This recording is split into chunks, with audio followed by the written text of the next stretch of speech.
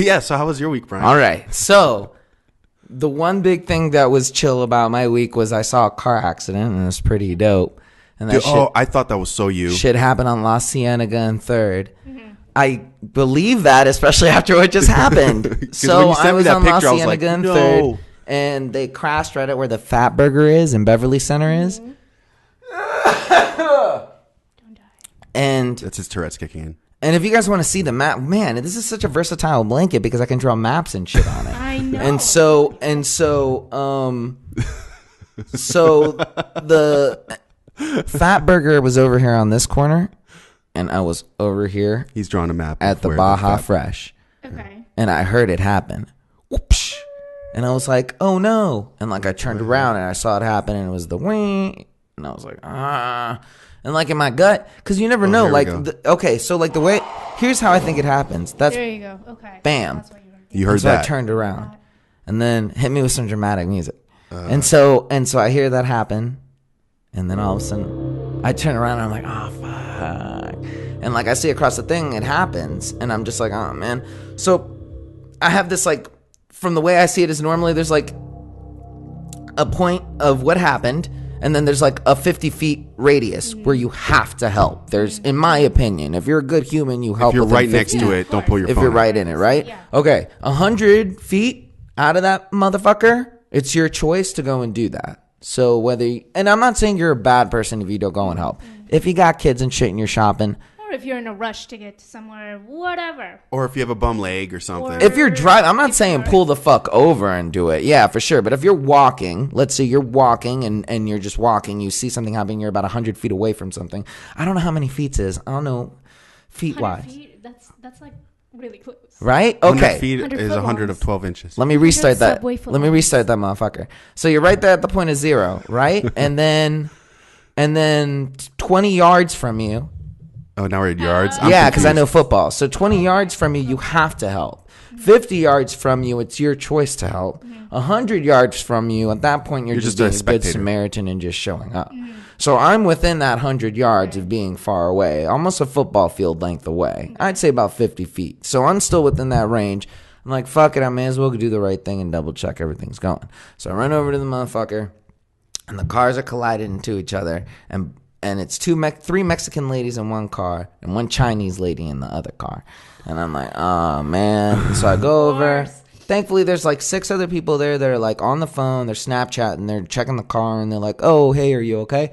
The one Asian lady's like, 30 years of driving and I've never been in an accident. She doesn't have a southern accent. I was like, what, she's a southern man? That would have been great, though, if she was like, God she's just a smoker. I've been behind the wheel for 30 years. I'm a truck driver. She's like, and I'm like, oh, you just spit on yourself.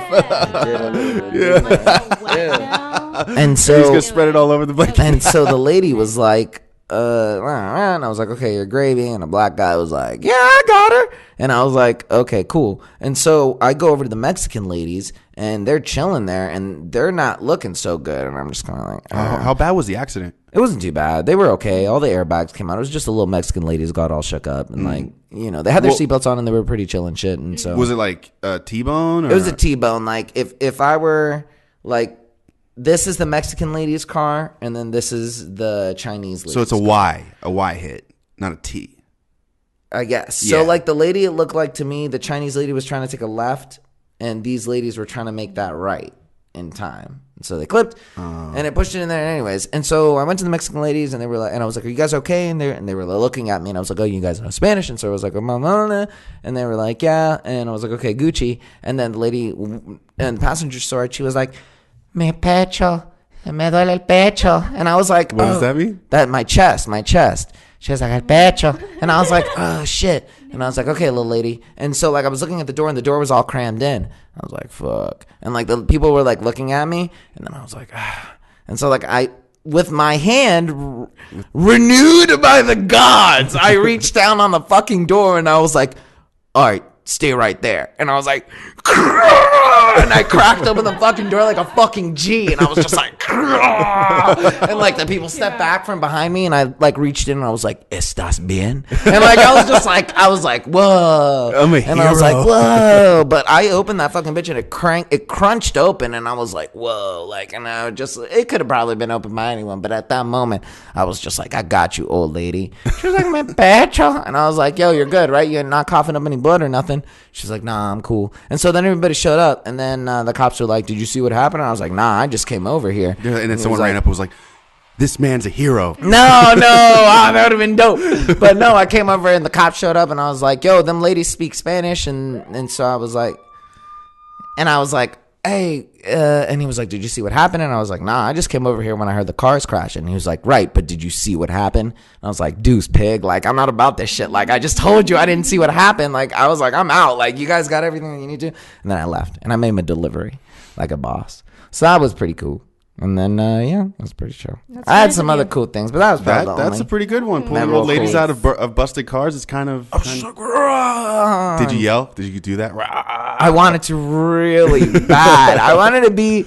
Fuck, dramatic really about it. Take your shirt off before you did it. Dramatic. I wanted to put my feet up against the door and be like, "Everybody, stay back!" and even no, you start faking that there might be a fire. These cars might be on fire. She's like, no, and I'm like, come on, bitch. And throw her on the shoulder. Throw over your shoulder. Throw her out, like. But that was the only thing that happened to me, and so that's a pretty good, pretty chill, good week story. So, nice. All right, and that's everything for week update. Oh yeah, sorry. What was that?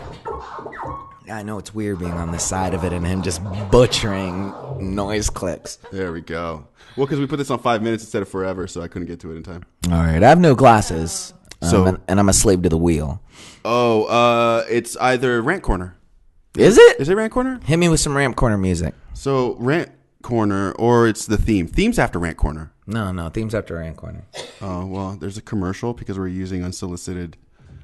All right. Rant Corner. A specialized time of the day where you get things off of your chest. A moment of clarity where you can just yell and be angry and just displease your voice to the universe, you know.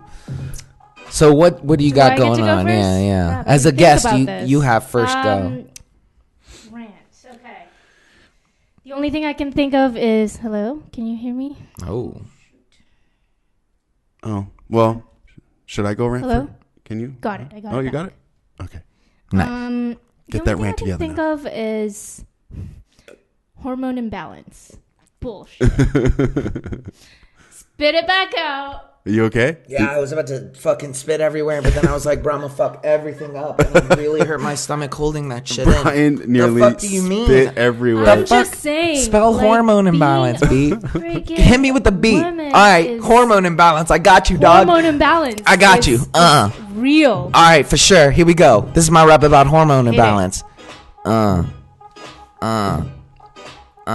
So, one day you walk in, it's about 3 o'clock. You're hungry, you're looking at the clock, tick tock. You don't know what to eat, but you've already eaten. You're waiting for him to call, like his name is Josh Whedon, but there's nothing left. So you decide to eat some more, and your hormonal imbalance is off the floor, but that's cool. So instead you pick up the phone and call school and ask for some education about the things and the tools that you may need about hormone imbalance. Sexual education will teach you about it, and if you've never been to public school, pick up a magazine and learn. All right, we were there. What do you mean hormone imbalance? That was awesome. Thank you. Yeah, but what do you mean? Oh wait, hold on. Do we need to applause the? If I knew more about hormonal imbalance, I would rap more about anything, right? So it's hormone imbalance. How women deals with that on a daily basis. So you're talking about like your period? No, not. Are you just ranting when you're on about your that period. it sucks to have hormone imbalance, or are you ranting at imbalance. women that are being No, ups and downs? It just sucks to have hormone. Oh, imbalance. it sucks to have. All right, hold on. But what is it? What do you mean? Like, never know what it. No, I believe men have feels hormonal like imbalances all throughout the day. Women have them the 3 days a month, which makes it a huge crash. but she's not saying it's her period. She's just saying in general. She's saying that was the mystery to me because I was like, oh, are we talking about periods? Or? Is that because so of it's like with period? You know, I don't know. They say like a week before. Oh, this keeps going in and out. Okay. Well, here, put it on the table. Yeah, don't be. If you want to put it on the table. Hello? Is it the headphones that keep going out? Mm-hmm. The mic. Hello? Yeah. There we go. What was I saying? No, the hormonal imbalance, but is that because of like the Well, glands? Don't mansplain. Well, no, because I want to. It's a scientific thing because I know that's why you had the thyroid surgery there. Yeah, no, I mean that has a lot to do with it, but it's just like I've been talking to my friends about this. I'm like, are you only like moody when you're on your period, or 2 weeks before your period, or is it a week? So it differs for everyone. But it's just dealing with it on a daily basis, and you're like, oh yeah, I'm ovulating, or I'm about to get my period, or I'm about to whatever, blah, blah, blah. And it's just constantly, daily, you're like being so freaking emotional, and like you can't control it. It's like either you're angry, you're frustrated, or you're just pissed off for no apparent reason, and you have no way of controlling it, and that sucks. So you're just saying that that's something that just consistently happens with most of my friends, not just me. So it's all throughout the month. It's like you're like, oh, I'm leading up to this. Yeah, and this you week never before, know. You wake up and you're like, I feel like crap, or you wake up and you're like, I feel great, and then it's like it's a roller coaster. It's a roller coaster, and I'm just so like not, and I don't mean this in a punitive manner, but like how is that different from a period? Like I don't mean to be crass. Like how is that? Like I don't. Like, because I would hate to sit there throughout the whole period of that time and be like, oh, well, I mean, you're just saying naturally a woman. Well, the period is like you're dealing with the cramps, you're dealing with all that stuff. Right. And as an additional attribution to what's going on. Right. Yeah, and on top of that, you're way up and way down. But you're saying minus period, you consistently go through some type of, or is it something that recently has happened? No, it's just like. Ever since you were little that you can remember? Well, I guess because when you lead up like a week leading up to the period, and then I'm also sure get emotional. You get and then you have like a 4-day period, and then after that there's I'm sure a week recovery period. So you only pretty much have 1 week of the month where you feel normal as fuck. Like it's just something that you can't really control because it's your body. It's just, you know what I mean? Doing all this. Well, I guess that's why God have babies. That's just trying to force you to have babies. I can't wait. No, that's why God made make you guys you procreate. Oh my God! But I mean, I don't know. That was like the first thing that popped into your head. Hey, that's a true and honest rant. Is it just you're just It's affecting my everyday life. It's affecting everything: my work, my relationship, my career. Yeah. And you just, but. Is there anything that softens the blow? There's got to be like a curve to it. Well, I'm thinking like, okay, should I get a therapy? Should I talk it out? Should I write it out? But you'll still feel it. I still feel it, but it once you talk about it, once you release all of this thing that's whatever it is, once you find like the root of the problem, then you feel a little bit better. But so here's my confusion. Okay, so you're just saying that you randomly in situations where you should be happy feel sad? Like, is that what you're talking about? Like, or are you just saying that like the realities of life as it stands, like, oh, my relationship is the way it is, and oh, my work life is the way it is, and like No, not that. It's like it comes and goes. So like hot flash. Right, but they say about I guess I don't know. Do you get what I'm saying? No, I get what you're saying. I'm not saying that you don't get what I'm saying. I'm saying I'm an idiot and I can't explain what I'm saying. No, I think what you're saying is that but you're an idiot too. You need to understand things what I'm are saying. hard and things or whatever. But is this affecting? It's to the extreme of you not having the control. Okay. Yeah. So when you wake up and that thing's down and you're like, man, getting out of bed sucks today, before you even thought about your day. Right. As opposed to getting up and being normal. Right. And I'm constantly like, okay, yeah, this sucks. Okay, fix it. Don't think about it. It has nothing to do with external things. Right. So it's all hormones. Yeah. And you can't control it. You can't tell your body like, right. Or shut it off or whatever. So it's something that's, this might sound ignorant.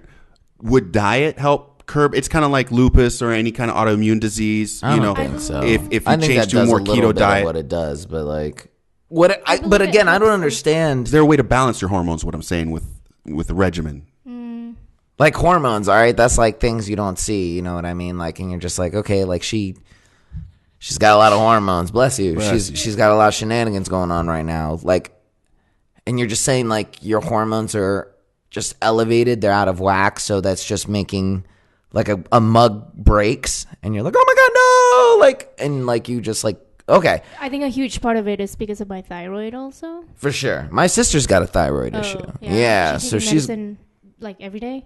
Yeah, she has to take medicine every day. For the most part, I believe. Yeah, she had surgery on it or some type of wild shit like that. But yeah. See the scar on my neck? Yeah. Have you seen this scar?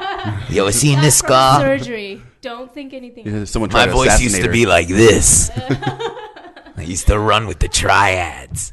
Okay, so I'm going to move on only because I can feel like this isn't, I'm not going to, because as a man, I'm never going to understand it. And that's something from listening to enough podcasts and getting things. Because we have our own hormones. No, and that's something I'm starting to learn as I'm maybe getting older and maybe listening to more people. You don't have mood swings? For sure, but here's the thing, like, and it's the same way, it's almost like when you and I have conversations or arguments or something like that, like we always hit this point where we go, well, I clearly can't see what you're seeing. I can't see what you're seeing. I can't see what you're seeing.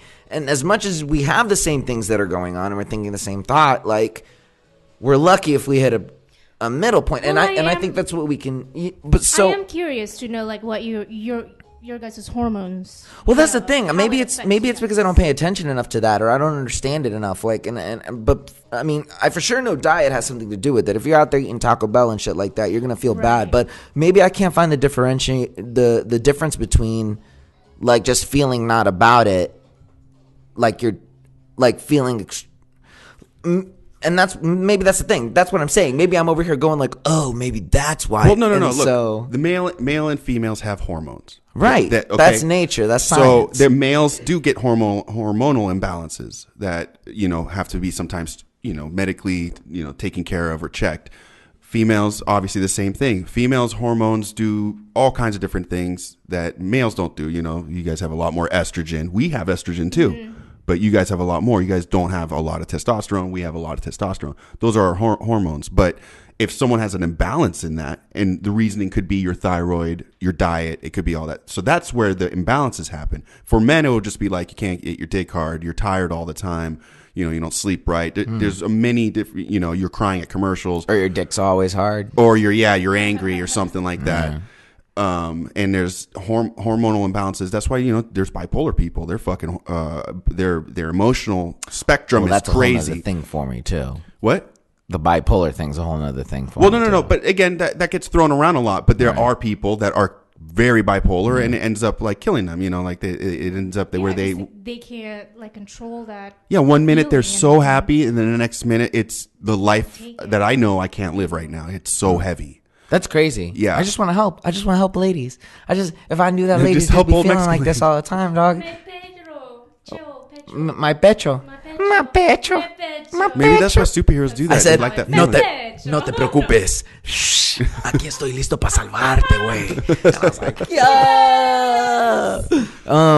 That's crazy. Yeah. So I guess hormonal shenanigans. Yeah. It's a jam. You can't. That's just nature, though. The only unsolicited advice, what I'm saying, that I can do is just like medical. Go rock climbing, dog. Go meditating. Exercise more. Go do some yoga, B. Go take a vacation where it's not just with other people, dog. Go take a vacation with just you. Mm-hmm. Go somewhere where you can just relax and chill out and try and get your center. Because, once you hit that birthday, that's a formative point for people who pay a lot of attention to stuff like that. And even who don't, I'm somebody who didn't care about birthdays. And at this point, I'm, the hand happens and everything happens. And you're just kind of like, oh, all right, well, fuck you, time. And so at that point, you just kind of have to reevaluate. And so, maybe with those hormones, it forces you to try and find comfort in a lot of stuff that you're just kind of like, my problem is trying to please everyone all the time. Exactly. I'm tired. You know what I mean? I'm exhausted. You know what I mean? All my life. So that's not healthy for anybody, you know what I'm saying? Like, it's healthy for a certain point, but you have to sit back and kind of just be like, what would be groovy? Just kind of like chilling. You know what I mean? Like, just relaxing, you know what I'm saying? Like, even with the hormones, because I think just the way that a dude can control his temperature when he's chilling in the ice or something like that. Like, there are things that can be done when you think about it. And I'm not talking about The Secret. Even with The Secret, it takes a level of work that needs, to be done. Like, you have to, it's a law of equivalent exchange. You have to give what you get. And you've given a lot, you know what I'm saying? So maybe it's not hormones. Maybe it's just you who's just kind of like stressed out, you know what I'm saying? And like, you're not just giving kind of yourself like a break. You know what I mean? Like, I get you. You know what I'm saying? Like, because the hormones are the hormones, and maybe you've gone. I mean, you're like, Bryan, I went and got tests, dog. Like, they told me my hormones are whacked up. All right, cool, science. Well, Fuck yeah, you. no, there was numbers. Your numbers were way off. So your numbers are way off. All right. Well, I mean, yes, okay, that's a huge part of it. Okay, if it's legit like numbers, but then yeah, some people just can't let things go in their brain. So let's say they're can't hormonal. think cancer away, though. You know what I'm saying? So I get it. I get what you're saying. If it's numbers, it is numbers. You know what I mean? Like, no. But again, it comes down to the mental effort, like you were saying. If you're dealing with, if you're the type of person that can't let things go, or you dwell on things, you got to work on letting it go. You got to work on, even if it's harder for you. Because I hate hearing people, well, you don't understand. It's hard for me. It's like, well, everyone has it hard. My thing might be different than yours, but I'm working on that. Are you working on that? it's like one of those things when I. Oh yeah, and I'm constantly trying to. Yeah, you gotta make that sound like a vice. You gotta say, like what? Hey, it'd be good, homie. You know what would be good? A lot of people tell me this. Word around the street is hormones. And it happens. But that's cool, homie. Deal with your hormones. I can't help you with that. Rant corner. Yeah, that's a good rant corner. I hormones. liked it. That had me ran out. I liked it. Yeah, that was good, hormones. man. Yeah. I don't have anything that compares to hormones. No. Do you have anything? I mean, what do I want to rant about? I'm glad I got that computer thing taken care of. Yes. That was nice. That was nice. No, I mean, About taxes. oh my God. I mean, look, I believe in taxes, but I don't believe in this much. This is a lot, and we don't even have free healthcare, and it's still a lot. And we have bridges falling apart across this country. Penalty for the healthcare. And the penalty thing is insane. Yeah, it's crazy. If you can't afford fucking healthcare, But you didn't have the Medi-Cal? no, You can't just tell me you had Medi-Cal? I need to go I check on think that. it's passed. It's passed. Yeah. I mean, yeah. I don't know. I think it's because I did too much. I made too much money this year to be eligible for Medi-Cal. No, but yeah, the taxes. I get it. I get the taxes, and people are like, "Oh, I don't want to pay taxes. It goes to the war, industrial complex, and I don't know where my taxes go." You can allocate where your taxes go. You can actually, you can donate money. Are you going to do that?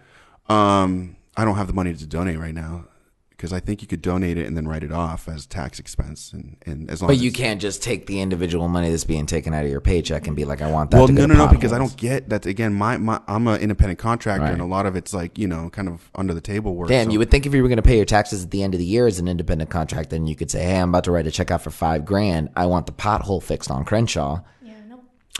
I think. I don't think you can get that specific. That's why I think you can get specific as to Department of Education, whatever. But I don't think you can get that like this fucking pothole. But I'm a noob at taxes, so I don't know what the fuck I'm talking about. But it's got to get done. And luckily, I'm not getting reamed like I did last year because I had to pay taxes in 2 states. And so So no taxes, I guess. Fuck taxes. But fuck taxes. But we need them. Pretty much a bummer. But we need them. I want to see fucking Trump's tax records. Show me your birth certificate, Trump. For me, my rant corner, gas is too high. Gas is pretty high. Maybe? Gas is really high here. No, man. I'm just starting to hit this plateau, guys. My rant corner is just starting to strong. Hit me with some mellow music, dog. Some mellow music. Yeah, okay. I'm wandering through like a field of lilies, dog. Like, and I'm just kind of like thinking about it, like, and it's been 5 years and since my wife left me, and like I'm just kind of like, I don't know, dog. Like, I don't know, and like, Why, you know, what why I mean? did wait? You were married? Well, I'm just saying with the music, you know what I mean? Gas is too high. Gas is so high. Gas is way too high. Drip, drip, drip.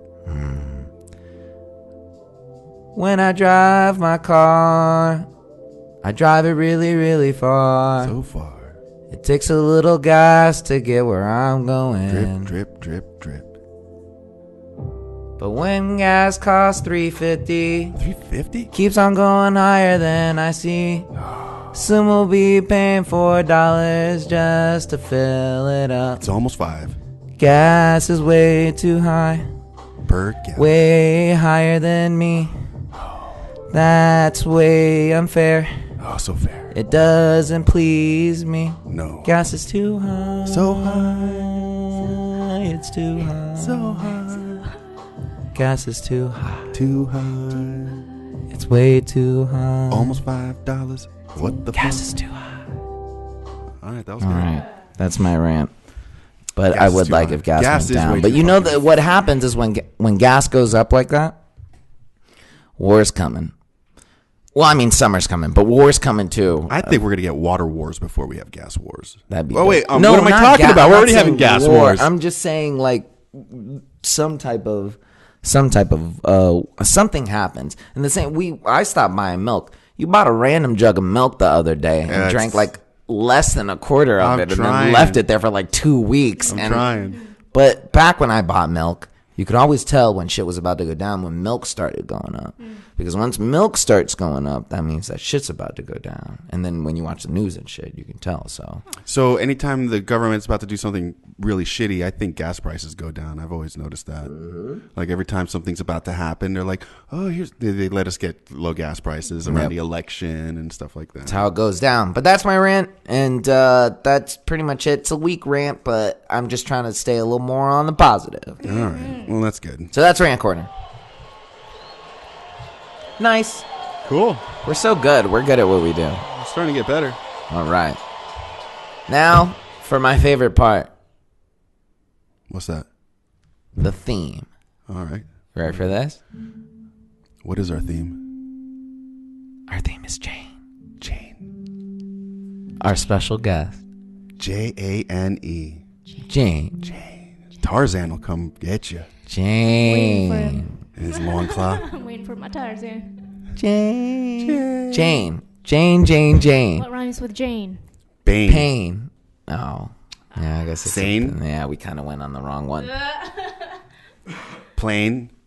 Jane. Plain Jane. What is what's your deal, dog? No, I'm just kidding. What's my How long have you been out of California? What's your name? Who are you? Introduce yourself to the people, homie. So if you had to describe yourself in less than one word. What's your name? Yeah. What's your name, Jane? Do that. My name is Jane Devon. I'm not gonna say my last name. No, that's cool, but that's all everybody needs Her to know. phone number is 313-744-8428. Wrong. You just made that up. Don't call me. Don't call that number. You are a California native? No, I mean I was born in Singapore. Okay. Grew up in Jakarta, Indonesia. All right. 8 years, and then I moved to Michigan. Lived there for 2 years, and then I moved to California. That's very That's cool. an upgrade from Michigan. It was so depressing. St. Joseph, Michigan. Ooh, that doesn't even have a cool name to be at. No, that sounds like a really Puritan name to me. Do you remember any of your time in Singapore? Singapore? Nope. I was a baby. Just a little baby. Just a little What about baby. Jakarta? Jakarta, yeah. Lots of memories with my dad. My dad passed away before I moved out here. Oh, word. This music, though. It's really Oh, yeah, depressing. dog. Like, That was just for the this is a sad intro. story. You can play something a little more upbeat. Oh, okay. Well, Yeah, here. switch it up. All right, sorry. So, I mean, a lot So of that- memories at home, and then I moved out here, you know. And he passed away before you came out here? Yep. Okay. I think that's the reason. I don't know. I never really asked my mom. Right. She's just like, pack up your things. We're going to go somewhere. And We're meet up booking here. it. Yeah. Booking We it. gotta So go. I'm like, all right, Ma. So how old were you when you came out here to California? 9. 9? And you've been here ever since? Mm-hmm. How pretty was fire. that such a that must have been a culture shock. Dude, I didn't know how to speak English. Oh, really? Yeah. Oh, okay. I was like, So you came out here when you were 9 and then just got integrated into the schools? yeah, I was super dark, nerdy, Harry Potter glasses. Yeah? I'm like, English? Really? I was there. I was fresh off the boat. That's fucking Fresh baller. off the boat. and Did I you was have to skip any bullied. grades or anything? I did. Well, you know, Asian kids are smarter. I'm Right. sorry to say. Right? So they was the put school me, system like- over Just there so when that you- when everybody you- knows who doesn't see her, she's Asian. I don't Number see one for color. math, you know. I mean, I see the eyes, but I don't when see faces. the school system over there. You remember school over there? Yeah, I do. And then when you came over here, were you ahead of everybody else? I was, especially in math. Yeah, Definitely not history because we were learning like different history. Singapore history or some shit, or Indonesia. Jakarta. Yeah. Or Oh well, when I Indonesia. moved out here, I sucked. Is at Jakarta history. in Indonesia? stuff. Yeah, Jakarta is the city, Of Indonesia? capital. The capital of Indonesia. It's Jakarta. pretty. It's really beautiful out there. No, I'm not talking about the city. I'm talking about The the island. islands. The islands and all that. Yeah. So I think at this point you could call yourself a California native, though. Yeah. Right. Yeah.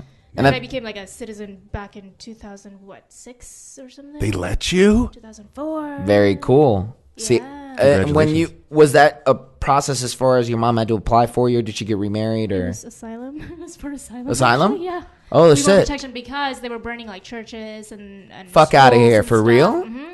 So we're asking the U.S. government for protection from our own country. So they're like, yes. Were they? So who was burning churches? The Muslims. So it's 99% Indonesians. They're right. Muslims. And the 1% is like whatever. Catholics or some shit or whatever. Yeah, Christian. So we were that 1%. Right. So it was just kind of. So maybe that's why your mom left. Was that happening when that was happening? And I think part of it is like my dad passing, and she just needed like a fresh start. Doubled up on America. Yeah, so that's fucking wild. So you ended with that asylum, and they were like, "Yeah, you're in to win it." We're literally asking for protection when that whole thing was going on. So crazy. They were like, "Yes." So wait, do we have two people here that came to this country and with asylum? No. Who was the other? Was your mom? That's different. That's a whole nother beast. Yeah, I got lucky. Mom got married. You guys went through the actual government, and you guys were like, "Yo, we need help." Like, and that's a whole different fucking beast. Does your mom ever talk about any of that? Like, no, not really. Not really. Not unless I asked her. Like, look, right? Like if you went out of your way to go talk her. But no. Is that something you'd ever want to do? Like. Sure, I find myself as I get a little bit older, like I kind of feel like I kind of want to sit down with my parents, like and kind of like. I am curious. You know, I mean, there's a scenario where you're kind of sitting there and you're just kind of like, well, you can, you will, you won't, and so you're just kind of like, well, let me fucking hop on this motherfucker and do it. But yeah, I think it's just for her to get a new start. But I don't know why we moved to Michigan and not California. I think it just happens. I think especially when you're coming in. I think they know people. I don't know. Was your mom? She knows people. Was she educated? Did she have any formal degree or anything like that? No education, just kind of popped in? Yeah. Did she know anybody in Michigan? I think she had a friend. I think that's kind of what ends up happening. Why. I was 9, so I was like, yeah, okay, America. Well, you're not doing anything at that point. Yeah. And so you show up at that time. And I wanted a fresh start, too. I'm like my dad. Especially at that point, yeah. It's not like you're 5 or something like that and like things go down and you can kind of like. It was weird. It was a really weird age. You know, at that age, you're like, I don't know what's going on. I'm just going to pretend like nothing is happening. I'm just going to go with the flow. Yeah. So the whole entire time, I'm like thinking, let's just make up a scenario. So that's what I did. In Michigan, I'm like, I'm fine. Yeah, my dad, sure, whatever. I'm just here. Let's try to learn English, make new friends, and start a new life. So I left everything behind. Right. Literally everything, all my friends, my dog, and it kind of just went it was kind weird. Of fresh start from the start of the hill from there. Yeah, and then I got bullied, because I didn't know how to speak English, so it was hell. But I mean, I'm glad that she moved. And then you guys here with me. And then you guys came to California, and that was how old were you? That was 2 years. 2 years after we moved to Michigan because my aunt, she lives here. While you were in Michigan, is that like kind of where you decided you wanted to start like doing music? Like when did sort of the inspiration of getting something? Were you always musically? I was visiting my aunt, and she's a music major. So she's like, "Hey, do you want to be a part of this singing group?" Yeah. I was like, 11? So I was like, "Yeah, sure." So we auditioned for the singing group. Me and my sister. We both got in, and we're like, "Ma, we're not going back to Michigan. Peace." So we lived with our aunt for like ever since, yeah. And so I guess she's kind of like the inspiration. And stuff, huh? She's kind of your inspiration? I guess so. In a way. Yeah, I never really thought about that, but yeah. Were you always musically inclined before her, or is that something that you just kind of like felt initially? You must have been. I mean, if you just, you just jumped into it. I guess so, but I never really thought about like, I want to be a singer one day. You know what I mean? Like, I feel like they're... I sing in the shower, I hear my mom sing, but it's never like... When I was like 8, I'm like, yes, this is what I want to be. I've noticed usually there's like a point in someone's life where they either see something or interact with like a piece or go to a specific game that like influences them in such a way where they're just like, oh my goodness, like this is something where I want to be that. Right. Like I want to do this for the rest of whatever. So, and it could be people and it may not be people. You may go to an opera or you may have an aunt who's, on top of it. But she's the one who kind of was like, let's go do this. And she's like, you guys can sing. So like, and she was a vocal coach. Right. And she had just graduated from Berkeley, and I'm like, sure, let's do it. And then so we got in, we're like, okay, I guess this is where we're going. And then that's when the whole like professional like vocal lesson start. For sure. And whatever, learning music and for the next like 10 years. Yeah. But even after high school, I'm like, I don't know if I want to do music. So let me just apply for this scholarship and see if I get it. That means it's meant to be. And if I don't, then I'll go in a different path. I wanted to do photography. I wanted to go to school for photography, interior design, fashion. Really? Like, yeah. And why didn't you try? You just were already hot with the singing, and you were like, I'll get a scholarship on this for sure. Or did you try for the photography? Berkeley College of Music in Berkeley, in Boston, it's like a huge deal, right? Everybody wants to go to that. Yeah, school. no, like, yeah. Let you get a me shot, just you go try, for it. because my aunt graduated from there, and I'm like, I got this vocal lessons for a couple years now, so I'm like, okay, let's just try it. So I tried, and then I got the scholarship, and I'm like, it's meant to be. And it's almost like full scholarship, so I'm like, it's paid for. Why not? Why am I saying no to this? Yeah. Yeah. So, and that was, where did you go to school while you were here before you got admitted into Berkeley? Right up the street, no? Was it just a public school, or did you go to private school?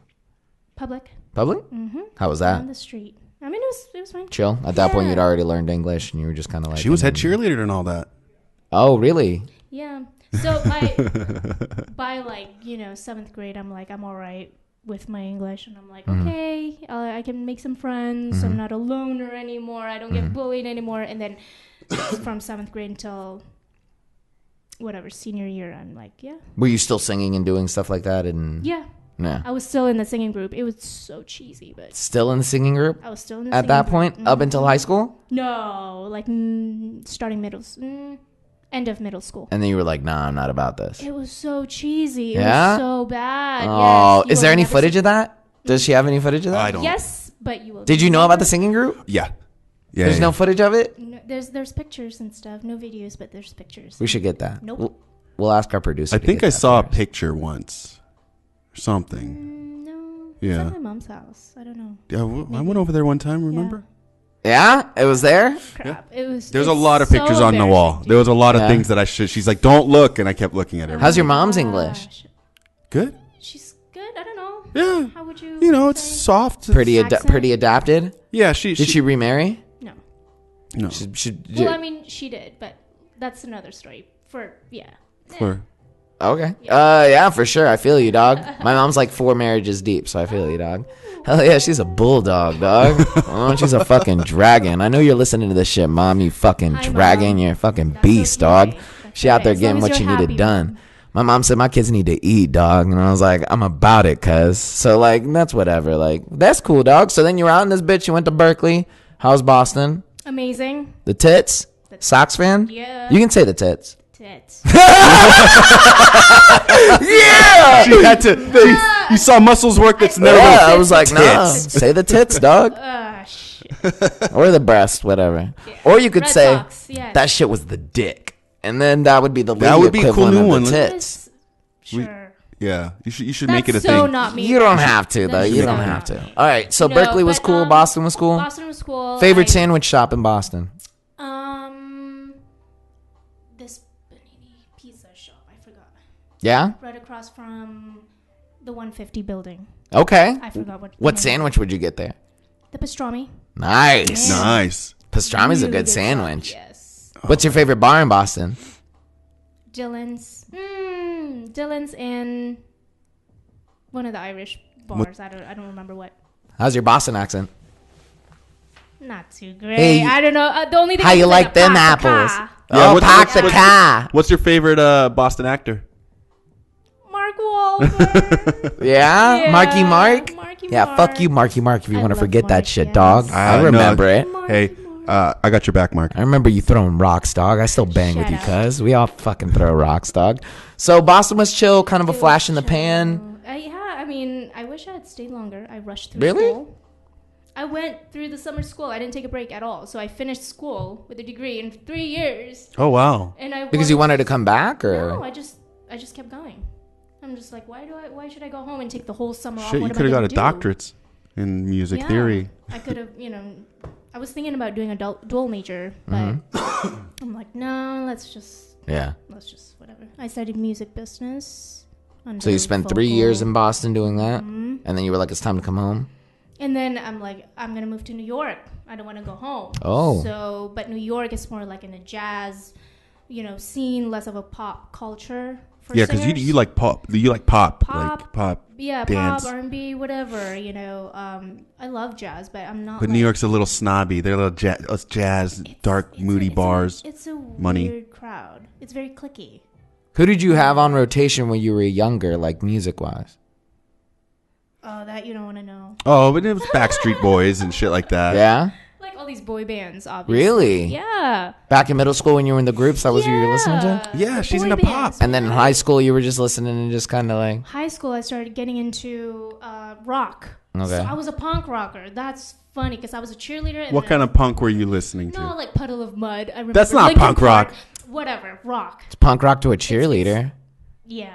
You know what I mean? In that context, like, it's it's like Third Degree's grunge. Did you have any streaks in your hair? Did you have color streaks in your hair? No, but I had the blonde down here. Oh, really? Oh, that's so classic. And I had the choker. Oh, that's classic. I had one of those bracelets that you that you twist and then you do the X. Yeah. Those rubber ones. Oh, man. And I was ghetto, too. I used to take bottle caps and the plastic part of it, and I would chew on it and then make bracelets out of it. Really? It was a thing. Oh my god, that's every chick I ever made out with at the seafood fest, dog. They're bottle caps. What do you do with the bottle caps? The blue thing for the bottle caps, the plastic thing inside the cap. Oh, okay. So you take that out and then you just bite the hole inside, out, like the way the ears get gauged out. Okay. Yes, and then so you just stretch out the plastic. And then you tie them in with, you can do that on there. You can make them into things. So like that's weird. Fucking weird That's chicks. weird. Everyone was doing it, so I'm like, yeah. That's weird. That's sick. So I was a punk rocker, and then I became a cheerleader, and then I, became a co-captain. So I'm like, yeah. Now everybody thinks I'm preppy, and right. So I don't know. Life's weird. So then you went to. I know it is. It's very weird. It's so weird. Like even just discussing it out loud and just being like having all the memories flash in front of your face and just being like, holy fuck, like. I did that. Like we're all together at the lunch table every morning before class started. We were all playing that game or whatever, doing some bullshit. I still have my cheer uniform. Yeah. Yeah. Uh oh. I keep asking her to wear it. just to be like, hey, you got to check that it fits. Just for you know what I mean. I tried it on. It fits. Very few people can say that after 10 years or 15 or 12 years of school. You know what I mean? Oh, that their cheerleader outfits still fit. Yeah. So you come from New York. How long were you in New York? I did an internship for 3 months. In New York? Yeah. And then you were like, this isn't my scene? This is not my scene. The 9-to-5 job, music business, this is not what I want to do. Right. So I'm like, you know what? Screw it. Go back to Boston, pack up all my stuff. And then at that time, my ex-boyfriend wanted to move to LA. So we drove from Boston to LA. You're from LA though, right? Mm-hmm. So you were just like, we're going back home. Mm-hmm. And then you were like, fine with me. Yeah. Yeah. So that's basically what happened. Nice. And then out here, what did you do with your music? I was going through some crap afterwards. But musically, I just collaborated a lot with a bunch of producers that I met through a friend and made like 3 singles. Nice. Yeah. Nice. You just had one recently come out. Yes. Wait, was that one of the ones that you were talking about? No, this is the recent one, but this was back in 2013. So it's not even like out for sale or anything. The 3 singles aren't? Mm-hmm. What are they? It's just for fun. So you wrote them or you? I wrote them, and I told the producers, look, I need a track. So I built a track, and then I just wanted an EP. So that's what I did. Is it? Here it is. Is it? It's not that one though, is it? This is the most recent one. So but there's 3 other singles other than this one. Mm-hmm. Are they in this? Are they like? Do you sing them also? But they are on my SoundCloud. Yeah. And so, did those peak on any boards or anything, or was it just like? I didn't market it like that at all. It was just for me. Oh, so you're just saying you just made those singles? Yeah. Oh, my bad. I thought you were saying like to. you got 3 singles that got popped out, and you were like, no. Oh, I didn't okay. promote it that way. It was just for me. Okay. I wanted to build my catalog so that I can start selling it Right. eventually. But life happens, people happen. So at that point, you come out here in California, and you start teaching kids and stuff how to do. Mm-hmm. Then I got the teaching job, and then Which must be easy, especially with a Berkeley degree, and you're just kind of like, hey, by the way, dog, I went to Berkeley. All I had to do is like sing my own song, and they're like, yeah, okay. Yeah, you're fucking good. I'm like, that was the easiest freaking job interview ever. Yeah. And then you also coordinate the church orchestra and all that stuff. I'm a music director. So I deal with the people, the band, for the church. Mm-hmm, you're a church lady. Yes, I'm a church lady. Okay. The singers, the band, money. Schedule. This interview is over. You believe in what? What? You're not Jewish? Yeah. But keep going. But yeah, that's my other job. I'm directing people constantly, telling people what to do. Constantly. Yeah, and honestly, that's great to have that skill, I think. That's great to have that skill. Because when you told me that, I was like, you what? You get a bunch of musicians, you have to tell them what to do? How fucking hard is that?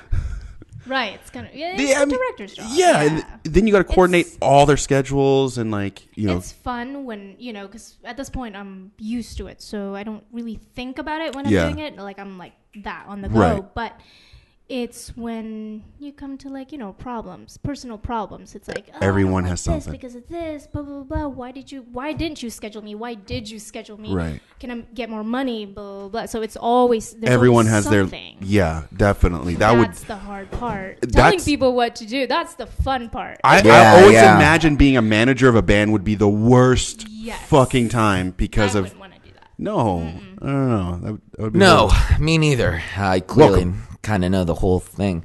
So church and Jesus, and then you're kicking it, musical coordinator, manager of managing, directing music director, fucking people, just in it, and then to win it, and then you come out with this hit dope ass song that showed up out of nowhere. Yeah, funny story. That's the guy. The guy found me on my Instagram. And he hit me up. Okay, all right. You've played it. You don't want to hit it. Hold on. Let's do it one more time. Just one more for posterity's sake. Okay, and so at this point, this dude approaches you. Yeah, on Instagram, and he's like, "Hey, I like your voice. So do you want to sing to one of my tracks?" Mm-hmm. Here it is, whatever, blah, blah. I'm like, yeah, I'll give it a shot. It was just for fun. I didn't think anything of it. You did write those lyrics out laughing like you showed me, and you're like, yeah, these lyrics. I literally wrote it in 5 minutes, and I'm like, sure, let me just think about the melody first. Mm-hmm. And then I got the melody down, and I'm like, okay, put the words, and it's an EDM song. So what happens with songwriting in EDM is that you repeat the lyrics constantly, right? You don't write new lyrics. Unless it's like a different part of the song, like a pre-chorus or a chorus. So I'm like, yeah, let me just repeat that twice. Watch your hands. Let me just repeat that twice. And then I know the sex blanket's used to taking a beating, but you don't need to beat it. I know it's great. I'm over here feeling it. But so go ahead. So I wrote the song, I recorded. I have a home studio at home. Mm-hmm. So I have a home studio at home. Yeah, it was a little redundant, but it's all good. Wow. We got you. It's extra at home. So it's home extra. A home studio. Whoa.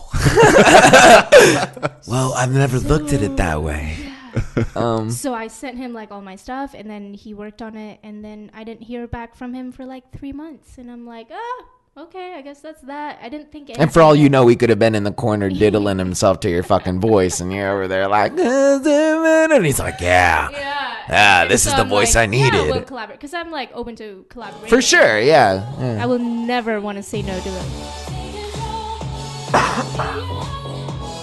Baby. And so then that shows up, and then 3 months or 4 months after, he's like, hey, we're releasing the video on YouTube. And I'm like, what? You're like, am I in it? Am I in it? Right. He's in Italy. And I'm here. And I'm like, what video? And then so he made a music video. Obviously no one is lip syncing. It's just me, my voice, with a girl dancing in a club and him DJing and stuff. And this just popped out of nowhere. Out of nowhere. And then he's like, and it's signed to my label, which is Executive Music or something like that in Italy. Yeah. So I'm like, okay. Yeah. That's amazing. Get money out of this. So the contract happened, and he's like, yeah, you'll get 50 and I'll get 50. And I'm like, dope. I'm good. His name's Rumolino. Is it topping anything? Rumel? I don't know yet because it's like people need to gather all the information. You know, the distribution. How long has it been since then? I don't know. Did it say over there? I don't know if it says the date, but it's been a few months. That's crazy. It's been a few months. That's amazing. I don't really know how it works. This is the first time. Would you say? Yeah, I was gonna say, is this sort of your first kind of like thing that's ever happened like that? Mm-hmm. That got picked up by like a label. So that's wild. And you can search the name of the song, and then it'll pop up on video games, like CD compilation. Oh, right? It wasn't a workout thing too. Workout. Yeah, a workout compilation. Gym music workout. Yeah. And a few others, so I'm like, they're doing it. That's fucking wild. Doing it, so that's sick. Yeah. I'm sure eventually in like a year you'll get a residual check or some shit like that. Just pops. Yeah, one day a check, just a couple $1,000 check. Nice. Well, I mean, either that or who the fuck knows? Some Italian movie picks the fucking thing up as part of the fucking track, and next thing you know, he's got to split that bitch 50-50 with you. Yeah, man. Like you never know. Cross your fingers. Yes. No, that's crazy, and that the fact that that's that first thing that has happened to you is actually really amazing. Like, do you have any other future projects in view and yes, two more is coming out, but with the same guy, different guy, with a different dude. And this one is focused mainly for like film music, so I'm gonna sell it out to TV shows and independent for them to use in their projects. In their projects. Is the video giving you any boost or any leeway when you're talking to people? What video? The video that the dude put up. Oh, the music video? I have no idea. So no, you haven't really used it at all in any. Yeah, I'm not really promoting because it's like it's funny and like, hey, listen, this is my voice, but then there's this girl dancing and it's just him playing, like, you know what I mean, DJing. So I don't know. It's just I don't know. You're our producer. If you don't know what the fuck you're doing, then I'm questioning the whole idea of what the fuck's going on here. Don't question me. You know what I mean? No, I don't know the video. I'm just like whatever about it. You just have it as a reference in case somebody's like, hey, do you have anything that has happened or is going on? The most important thing is the audio, the MP3 that I have, the recording. So that's under my artist page on iTunes, Spotify, and all of that. Well, the song has 17,000 views 4 months ago. You know what I'm saying? Like versus what you have on your iTunes or your SoundCloud or something like that. Yeah. You know what I mean? It must be. Whatever. I don't know. We can see like. So at that point. I guess now you're here. You're at this point. Let's talk a little bit exactly about kind of like from beginning to end of where you've been kind of going at. Let's say from your dad happening. I mean, I don't know how many formative memories you've had before then to this particular point. Like what do you feel really kind of almost the one word thing that he was asking? Like, what's the one thing that you could take, not one word, let's say, but like one definitive, I guess, word or something for someone who's, let's say, going through the same thing? Because we almost have the same similar story, but it's almost a different, sort of thing. But if you could, let's say, culminate everything from the starting point to like, let's say, what's now, what would be sort of like something you would say? What would be your go-to, be-all sort of ringer? Something that rings true with you every time you say it to yourself. Like everything is a lesson in life, or whatever the fuck it is. Yeah. Do you push honestly to as cheesy as it sounds? For sure, half the fucking shit that gets said. Get up and keep moving. Yeah. Keep moving. Like I was, a lot of times I'm like, I just want to crawl up in my bed and not do anything. Music, whatever, career, goal. And I'm just like, nope, as long as you're moving from one place to another, from the kitchen to the bathroom, I'm good. I'm moving. As long as you keep moving, you don't stop. You don't let yourself because the second you stop, you start dwelling. The moment you stop, you just get everything all up in your head and you're right. like...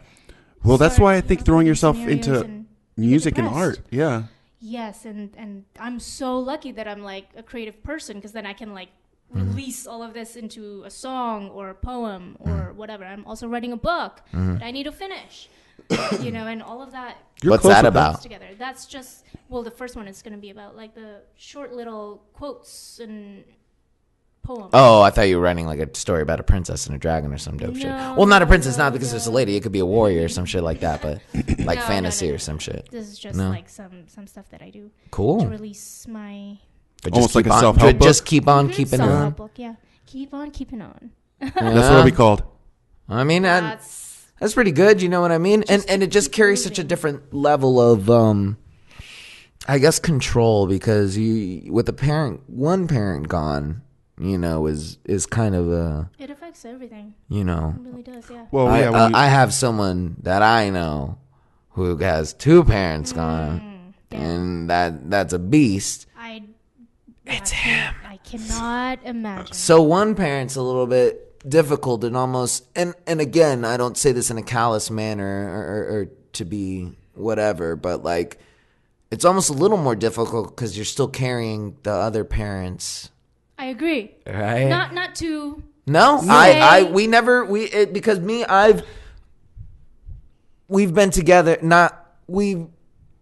Long enough for me to know that there's no point. Why even talk about shit? Ain't nothing about it. Done dealt with it. It is what it is. So it's interesting to me to actually kind of lay that down, because I don't think about it too much. But if I, sitting in this particular situation where I'm going, all right, there's this, that, and that one, just kind of like, yeah, for sure, that hole's really dark. You know what I mean? That hole may not be as deep, but the ladder that you're trying to climb out of is broken. I mean, and it affects like the mostly relationship, because you're gonna have to ask, hey, my dad passed, and so here's my mom's situation, and then are you okay with that situation? And if you're not, and it's just like, yeah, you're definitely dealing with your parents' luggage when they're around. Okay, so I lost my parents, but when they're gone. Like, you have no more, unless. Well, that's what I'm saying. That's the part that I'm saying is they're gone. Yeah, and we've gone almost like 3 years not even talking about anything that is anything. But if you put it in that perspective, to me, yeah, they're gone. Like, you're gone. The wound can heal in a sense. It can never heal 100%, but it will heal. But yeah, you did get. But in this instant, you're dealing with the wound that's there that's supposed to heal, but the other branch or whatever you want to do a simile for is just as broken and is just destroyed and just is doing everything they can do to just keep their wounds from fucking breaking open. And so the beauty about it is, I mean, like, not the beauty, I guess, like, whatever. It's just like, if there's any done. upside, your wound is done. Yeah, like, it's over. You can work unless I talk to family members and stuff. It's right. But mom's there. You know what I'm saying? Like, and from the way it sounds, I don't question her much about things, because mom's on the back like a monkey, you know what I'm saying? Like, that's something that we go to the grave for, you know what I mean? Because she'll be there until she drops or you drop. And so, because I remember a couple times when you're venting or whatever, and you were telling me about something about what your mom said or did, and at the end of the day, I kind of looked at you and was just like, but she's had it really rough. Right. So just kind of, a good reminder to me, because I'm like, why? I would get annoyed every time she. Like, why is she? What's a formative experience? You're dealing with someone who's going through the same thing that you're going through at a different level. That's your dad, but that's her life partner. You know what I'm saying? Like, that's someone that was ready to do the whole thing. And also, everyone deals with those things differently, and so it's hard when you see someone not dealing it the way you would deal with it, and you're getting upset, and you're like, why aren't you acting like this? Yeah, and I think a huge part of it is me being the head of the family, which is funny to say because I'm the youngest. That's what I'm saying. Like, that's the thing. Like, that's not the way it should work in that sense. Like, in that you scenario. You just have to be responsible. Right. In that scenario, and again, it's interesting because, I don't want to, everybody got to deal with it. Motherfuckers die every day, you know what I'm saying? My parents are going to die. It is what it is. Mom, Mom, I'm going to let you, Mom, I don't know if I'm the first one who's going to tell you this, Mom. You're going to die after me. Don't worry. I'm going to die before you. Don't worry about it. It's going to be fine. Don't worry about it. Now she's really worried. Don't worry about it, Mama. I'm going to take care of it before you. But that, because it doesn't get a chance to heal. And if that person isn't seeking some type of help to try and get their own wounds to heal, then shit rolls downhill. And, I'm the oldest.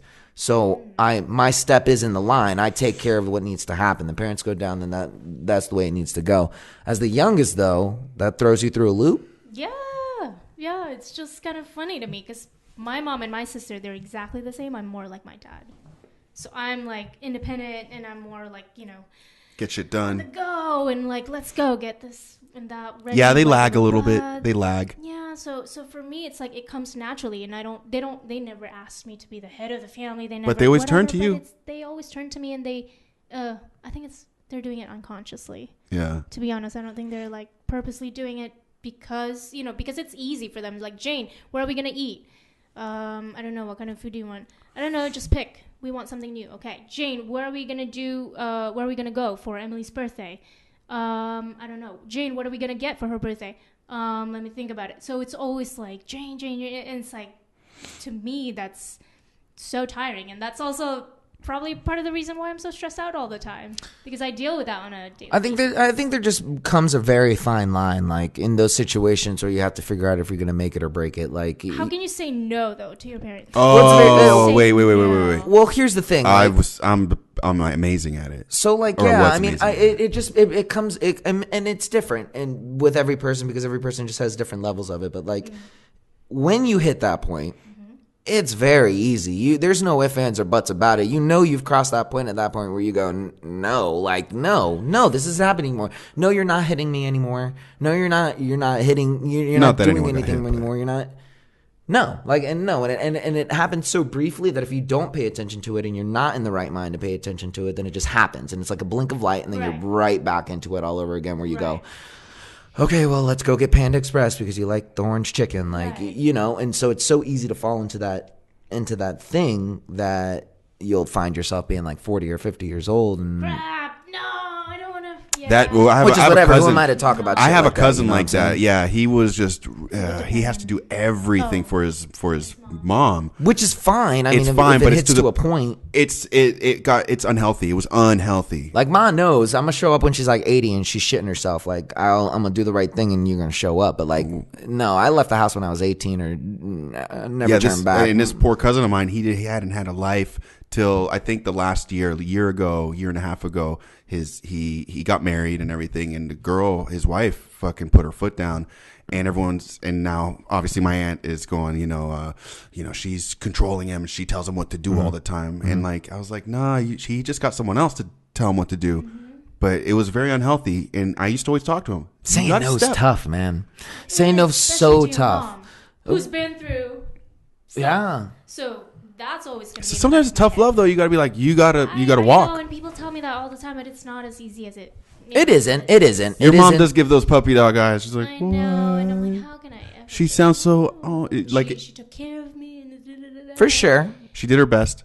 So the way I see it is like, let me just give back to her for everything that she's been through and for taking care of me and for giving you life. You never get it. Great. Yeah, there's never a point where anybody's your mom didn't.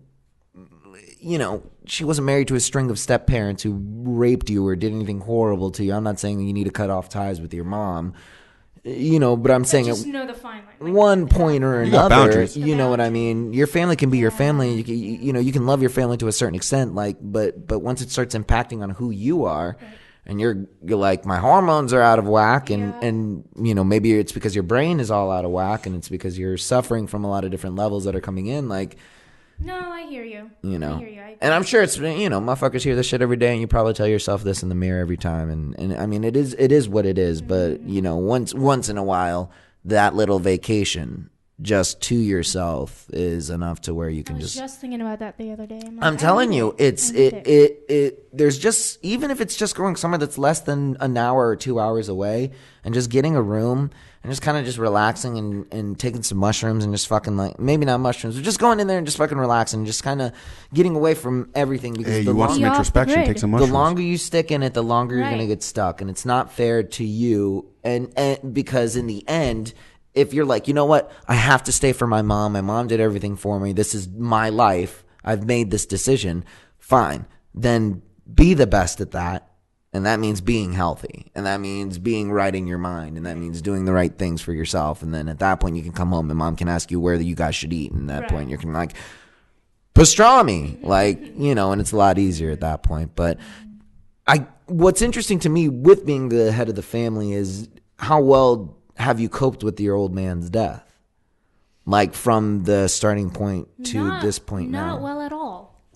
Do you think that that's something why you're still dealing? I think so. Mm-hmm. Yeah, and it's starting to come out as I'm getting older. And I'm like, okay, why am I like this? That's because I've just kind of put it in the back for so long that I don't even think about it anymore. I don't allow myself to think like or to feel the pain. I don't let myself go there. Well, you were so young when you blocked it off. But you were still self-aware, I guess. Like you still understood. Like someone knelt down and was like, "Jane, your dad's not coming back. He's gone." I was in denial for a good year. I was 9, so up until I was 10, I made up this scenario where the plane crashed, and that's how he died. Plane crash. Really? An hour plane ride from Jakarta to Singapore. Wow. That's crazy. And they did a documentary on it. It's on YouTube of that flight. Of that flight? Of the pilot who crashed the plane basically because he wanted to die because he's in debt. He doesn't have life insurance. What the fuck? Yeah, so he brought down 238. Oh my goodness. Yeah, just went. Wow. It's on YouTube for but like 4 different series. My god, that's crazy. So that's what happened. But what was I saying? Well, you were just saying, your dad was on the flight, and I was just asking you, if you've kind of dealt with it and sort of. You mentioned that you hadn't, and then I asked you when you were 9 years old, you kind of, were you self-aware? So I made up a scenario, like, okay, the plane crashed, he's stranded on an island. So for a long time, for a year, as a 9-year-old, I was like, no, my dad's still alive. He's just have a memory problem. You know what I mean? I would make up some scenario like that. He's still alive. So it didn't really sink in until I'm like, oh, he's not coming back. Oh, I don't hear anything. There's no phone calls, nothing. So I guess he is dead. So just accept it. And that's as far as I'll allow myself to go, like when I was a kid. And that's it. And then I grew up and I'm just like, don't think about it, whatever, deal with the problems you are dealing with now, and then I'm here. But now that I'm older, I'm like, crap. Well, you jumped it. You jumped a step. Yeah, because we didn't believe in, like, for our culture, like there's not a lot of like therapy thing going on for like kids, or you know what I mean? It's not common, like, out here. So, no, I didn't have any kind of therapy. It's just, like, deal with it, like, how you know how to deal with it. And being a child and having that happen is... It's traumatic. Incredibly it's traumatic. At age 9, and I'm just like... I didn't even get to see him. He called me, and he's like, hey, what do you want from Singapore? I'm going to be back in a day. And I just got back from school, and I'm like, I want this, this, and this. Okay, I'll see you soon. All right, bye. And that was it. Wow. The next thing you know, the news, my maid was watching the news on TV. The maid? Yeah, we were eating dinner. I lived in a royal. She's like, I know the motherfucker got maids. He's over here all the time. I know, believe me, I know. I tell him all the time. I'm like, see, you don't clean dishes because you had maids growing. Oh, I didn't have maids growing up. It's very common to have maids. Oh, every time his mom, every time he imitates his mom, she's hella royal. Yeah, she's like, oh yeah. And I'm just like, oh, these motherfuckers grew up with 12 stairs that didn't have different apartment doors. These niggas are just 12 stairs that just went up that bitch like a balcony, like. But I don't know, who knows? But anyways, but I mean, that's, so me dealing with it is not dealing with it. That's how I dealt with it. But now you've hit this point. No, it makes absolute sense because deal with it, there's fine parallels to it, and so and what's, I guess, not, I don't know, maybe as an adult having something like that happen, because how old were you kind of when it all kind of started going down? I was in my early 20s. But no, the thing that kind of rings weird is that, it was back in 2008 when my dad died. And I remember getting the call because he was overseas. And so it's the same thing where, like, you don't see him for a minute. He's over there, and then you get a call, he's dead. It's not, you're never going to see the guy again. And that weirded me. For months, I still felt like he was there. Like, he just didn't come back. Like, it was just a weird, because, when you see someone in a hospital bed, you see them dying. Right. You see the finality of it. But when they're not around and they're supposed to come back in a few months, and it still feels like your body's like, when are they coming back? Right. So No, I did that. And as for a 9-year-old though, because I understood what was going on. I couldn't imagine for a 9-year-old, and it still fucked me up, and it fucked me up in ways that I had no idea, and still, like, I'm still dealing with a lot of that shit. But I did things, and I react, and just my daily reactions months later were based off of pain or not dealing with it, or I'm upset about something, and it's from this one thing, and you know what I mean? Like the repercussions of dealing with it or not dealing with it, you feel well throughout your life. Because, I know people that, older people that lost their parents, obviously 2 decades ago, more than that. And they still, you could see like a twinge of pain when they start talking about it, or on their birthdays, they, whatever, they get upset or whatever it is. But I still try to celebrate his birthday just by myself, not with my family or anything. Just like the day of, I'm more aware, and I'm just like, I'll grab a nice dinner, but I don't ever tell people about it. I don't know. Like, it was my dad's birthday on April 1st, and I just didn't say anything, didn't really do anything about it. Why didn't you remind me? Again, but like for what? Because I hate getting the calls from my family members, like my aunt, and like, on my dad's death day or whatever, or my other aunt in France, or my mom's thing. She'll, get drunk on her fucking birthday and then call me or message me this long thing, and I don't want that. I hate going over to see my aunt or my grandma, and they start going in on about how great my dad was. We wish he was around. I dream about it. I still talk to him is another one that they keep telling me. I talk to him every day. Yeah, and I'm just sitting there going like, I don't want to sit here and be in this subject right now. I came over to say hi. I'm not here to fucking start picking at scabs in my brain. Right. I'm just saying, like, celebrating just for you. Yeah, I acknowledged it, and that was about the extent of it. I didn't want to sit there and dwell on it. I remembered the guy, and this and that, and things were great, but I don't like sitting there being sad about the past. Right. I don't like sitting there like thinking about the past, and then I'm saying either. I'm just saying to celebrate his memory. Right. Yeah. To just like to cook take a moment, dinner, and just kind of maybe let it. I think I just worked. I went to work April 1st. Yeah, I was just. I'm sure. I guess. In that point, you're not really sitting there, because there's 2 different types of lighting a candle. You can light that candle for your dad in the sense that, we're going to go have a dinner and I'm going to honor my dad's memory. Your lighting of the candle is like, we're keeping on. Yeah. I'm moving. That's my candle for my old man. And it's such a... I did think about like, I am so happy at where I'm at as opposed to where I used to be. When he was, I was doing well when he passed away. I was actually doing well.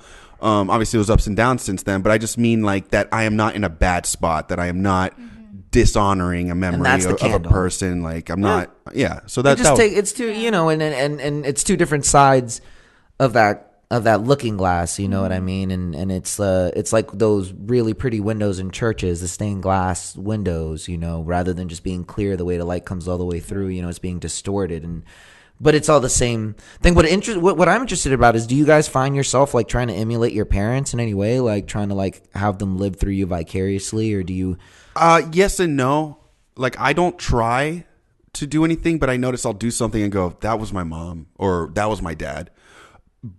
When I do try, it's when I'm being a bitch in my head, when I'm like, I don't really want to do that. Then I could hear my mom or dad saying the things that they used to tell me, like my dad being like, sometimes there's things in life you don't want to do. You just got to get them done. Mm-hmm. So it's better to get it done quickly and just shut your mouth. Yeah. Or my mom just being like, every act has a repercussion. Mm. That's what my mom used to always say. But I don't try. Do you? No. I was a kid. I was just like, I don't really think about him like, I don't really hear like him telling me stuff or whatever. It's just I was just a little early, yeah. A kid, playing with my friends, going to school, and there was really no. There's like some good memories of him, but it's nothing that he had to like sit down and talk to me about. And did he sing? No, but he can play jazz on the piano, and that was yeah. That I miss, yes. Your mom ever tell you do something like you do a mannerism? She'd be like, "That was your dad right there." No, just personality wise, it's like, you have your dad's personality. Yeah, you're very independent. You're very like But he played a mean piano. He played a mean piano. Oh yeah. And I guess he was a competitive shooter. Yes. Yeah. He was competing against like the highest whatever, and he was a part of this club and met the president because of it, and he won like I still have pictures and stuff. Yeah, apparently he was a badass. He's a badass. Yeah. Yeah, and he can shoot like really far targets, like 5 targets in 4 seconds. Or something, and it's just like I don't know. It was just a bunch of. I just remember. Yeah, good competitive shooter. He was the guy. He was a guy. He was. That's a G. crazy.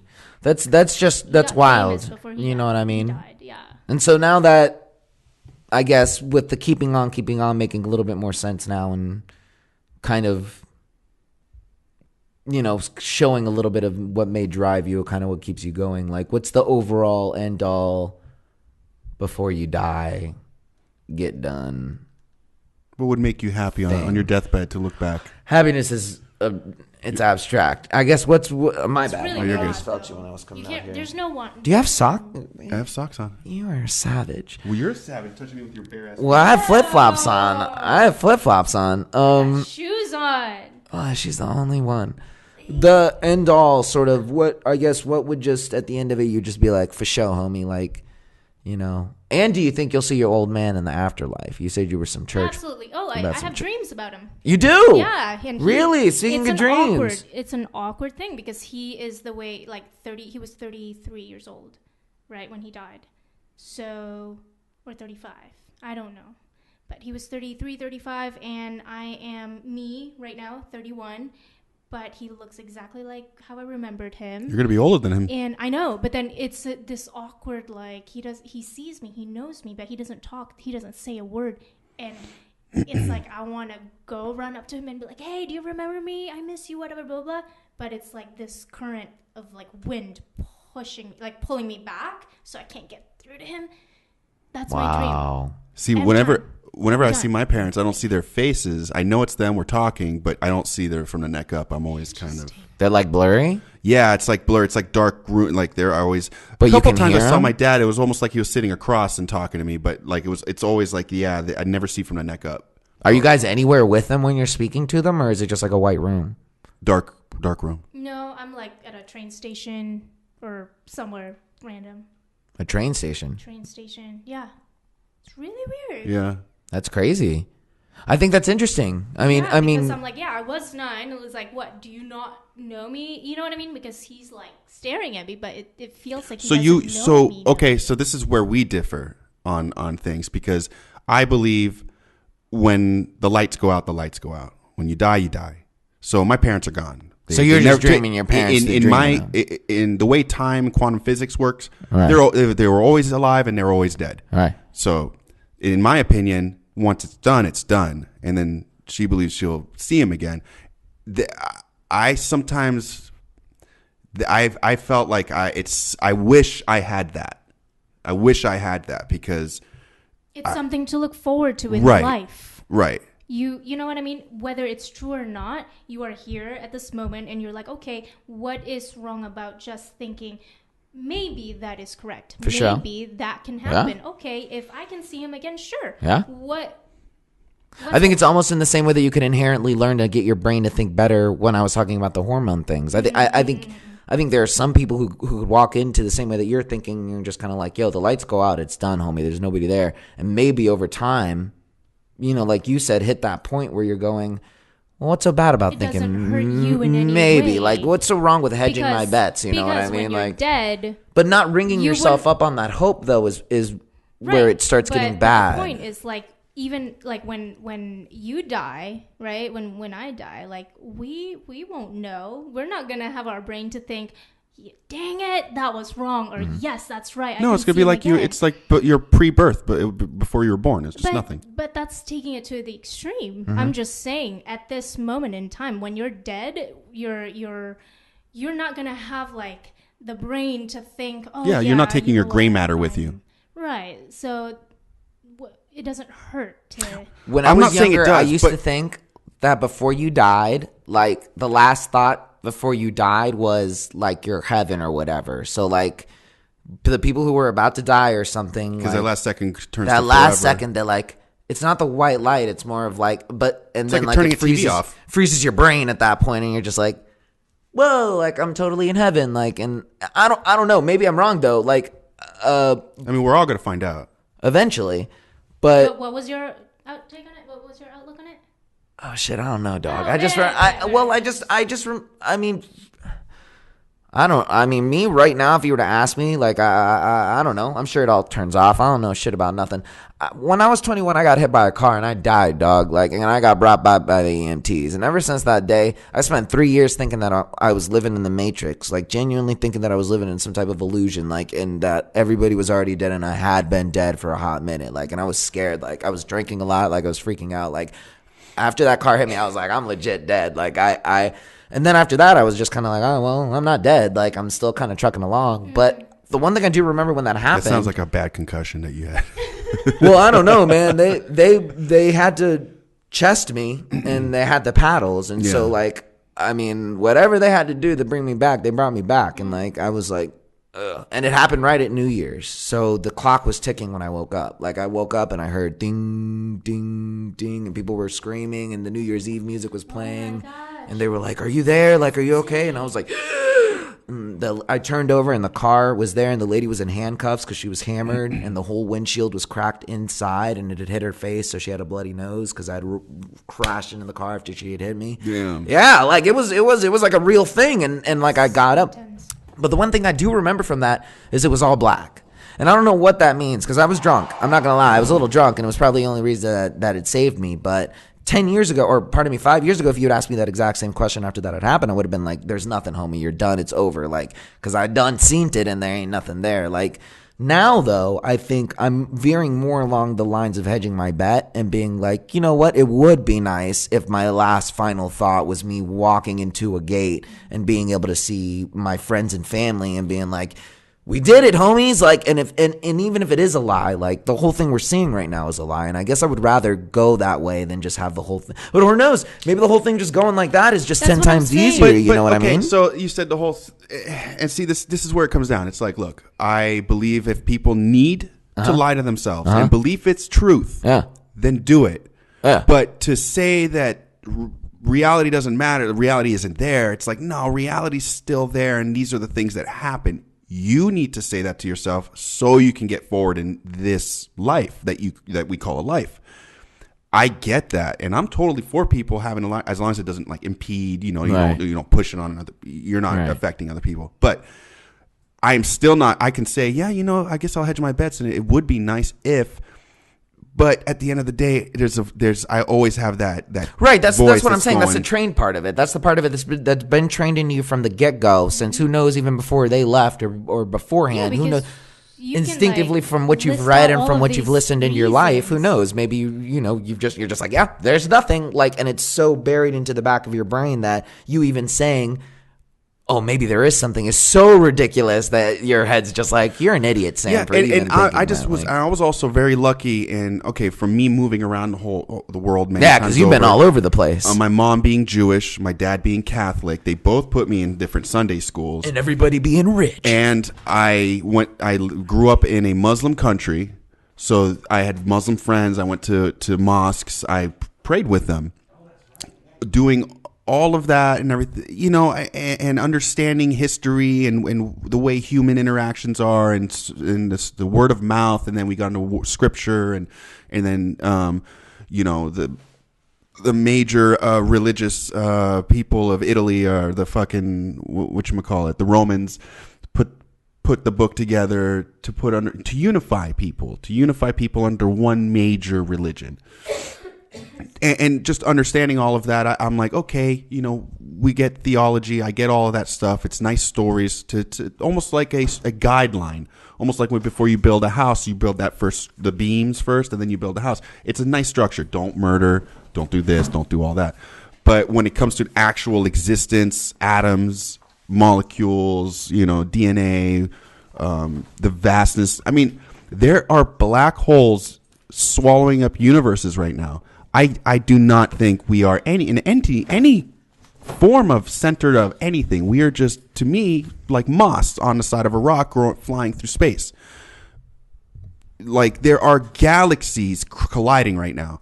We aren't nothing. Like, that's the way I see it. So I don't think that there's a grand plan or a press play button when you die. Like, this is what you see now. Gates. What are gates? Who the fuck knows? Gates are made up. But that's what I'm saying. If that's your last thought, and let's say your last thought is just like, I'm nothing. I'm going back. But see, that's what.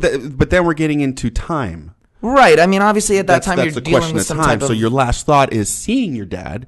That is your forever. That's what I mean. That was the only simple point I was saying is back when I was younger. That's what I used to think is like at that last moment, your last thought was crossing the street. Whether it's crossing the street or it's this illusion that you've given yourself in a Jacob Ladder scenario where your time has gone over through that last 1 second and you fully believe that. Who knows? Well, you getting hit like that took you by surprise. You had no, work into dying. And maybe boom. That's why I saw the black light. Maybe because I wasn't thinking about something. And I don't know. I'm not trying to confirm anything. Right, I'm not backing anything. I'm just saying with what little interaction that I've had with death, it's my close attempt to death that I've had and then my grandfather's. And from what little of that, and my grandma. So what little of that I've experienced, I can't say that I've had people. And my tío Gilberto too. I forgot about that. Yeah. I've never had anybody show up in dreams. For me personally, I've never had anybody show up to me, my grandma, and I was close to my grandma. I love my grandma. I was very close to her. I've even had an old girlfriend of mine who OD'd and she died, and I've never seen her in my dreams. I've thought about her before. Well, I mean, I guess I've thought about her before, but I've never seen them like have a conversation where their face is blurry or I'm trying to yell at them and they can't see me. Or sometimes they're in your dream and they're just there, and then when you wake up, like, did I? Yeah, so and so was in my dream. So I think it's interesting that both of you guys have dreams of people who have come to you. Yeah, but I mean, like when I watched my mom die, and yeah, there was a lot of hallucinating leading up to it the last few days. Which is a whole nother beast. Yeah. Like, I mean, and again, it's so because you're not stacking Jenga blocks against each other, but it's just so interesting that different choose a chapter books that you can go through between these same things, the same final point. The brain is just so, there's a lot we don't understand, and there's a lot of chemicals and things. And like, I've had moments of like, you're walking or you're driving and something happens. And you're like, what the fuck was that? You look to your left and it was nothing. It was just either a shadow or maybe a memory, and things, happen. And so, yeah, I just find. Again, who's to say that one thing is right and the other is wrong? Never. We don't know. That's the beautiful balance about it, I think, is that you can never, I don't think there's ever, all I was going to say is I don't think there's really ever a right or wrong. I think there's just like a really fine group. Well, I believe there's not a right or a wrong, but I believe there is or isn't. I mean, right. That's what I'm saying. Like, even in that point, like as abstract or as stupid as it would be for somebody to, let's say that the Earth is flat, which is like a joke or a discussion that everybody has all the time and says, and we know or whatever, like, oh, well, it's round. We for sure know that. Like, we've seen that type of shit happen or whatever. So you can believe it's flat all you want. I mean, the truth will always just be truth without even if you believe it or not. That's the thing. I mean, right. If you believe in it or not, I think it veers along the lines of what happens when it isn't true. You know what I mean? Like, what happens when that 1% or less than 0.5% ends up? What happens when science theoretically proves that there is a heaven? I'm not saying that's something that can happen. But let's say we walk down a timeline where one day an announcement is made and they go, "Hey, we for sure know there's a heaven, my guys. Like, grandma's there." I'm not saying that that's gonna happen. But wasn't there a show or something where it was just like, when you die, you were just on the other side of the spectrum, so you're on Earth, maybe, and you're walking around, it's just very crowded. You never know. That's a whole nother thing. Yeah. There's the soul society theory. There's like a whole other. There's so much of it out there. And again, you're right. It's all in an effort to try and comfort yourself with death, which is groovy. That's cool. The one thing we can all agree on is we're all gonna die. It is what it is. But to be like, and I'm not saying this is a particular scenario, but I'm saying on a broader spectrum where Muslims and Jews can yell at each other and people can yell at each other and be like, "You're such an idiot for believing that would happen." Like, there's always that like 0.1% where the Earth might be flat. It's so stupid. I think the problem is people are always trying to be right. So it doesn't matter. Sure, science can prove things and see, and it's tangible, but it's like, But again, we're still human with the same brain, the same knowledge. If you study it, we would all know about like science. You know what I mean? You can study things, but it's not like you can. But none of us know like really what is on the other side of it. You know, so yeah, sure. Some of us believe that there is a heaven. Some of us don't believe that there's a heaven. But all of those things are just opinions. Right? Yeah. It all comes down to opinions. So even if the science, the black hole and the shebang, whatever, theory is proven, but it's like, sure. But again, there's that 1% that the earth may be flat. Like, I mean, it's just silly. We don't it's know. silly. And that's, but that's what faith is, in my opinion. And I think faith is backing that 1%. And it's being like, the whole world is saying, no, you're wrong. And that's you going, nah, I believe in my guy Jesus.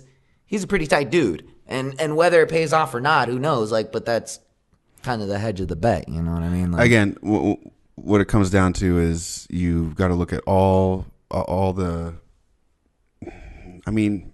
Yeah, I'm with you, dog. I'm right there. I'm right there. Look, I mean, I see people believe in things, and like I said, I've seen it all, and you can't say you've seen it all. We can say that in an arbitrary way, where I can say, yeah, we can see it all. We've seen a lot of things happen. We've seen people die. We've had close connections to people, and been in an environment where certain events have happened that have happened to everybody else. But to say that we've seen it all is such a broad. Okay, well, I just mean like. Religion wise, I just believe that you've seen a lot. Nobody's going to discount the fact that you've traveled and seen and interacted and done a lot. All people just need something tangible, like a story for sure to put. Nobody's disputing that. Yeah, I guess at the very end of it, it's just whatever that's that last second thing. You know, it is what it is. But yeah. You know?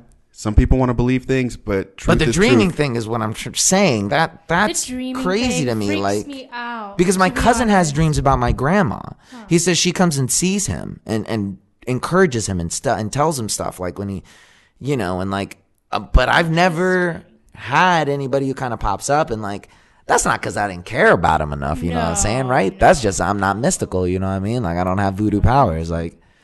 Not one, though? Not one dream? I'm telling you, homie, I can't remember. Like, I remember, okay, like dreams of people and scenarios where I remember being at my grandma's house and she's cooking food and I'm like, yo, what up, G-Ma? And like, she's in the background doing shenanigans.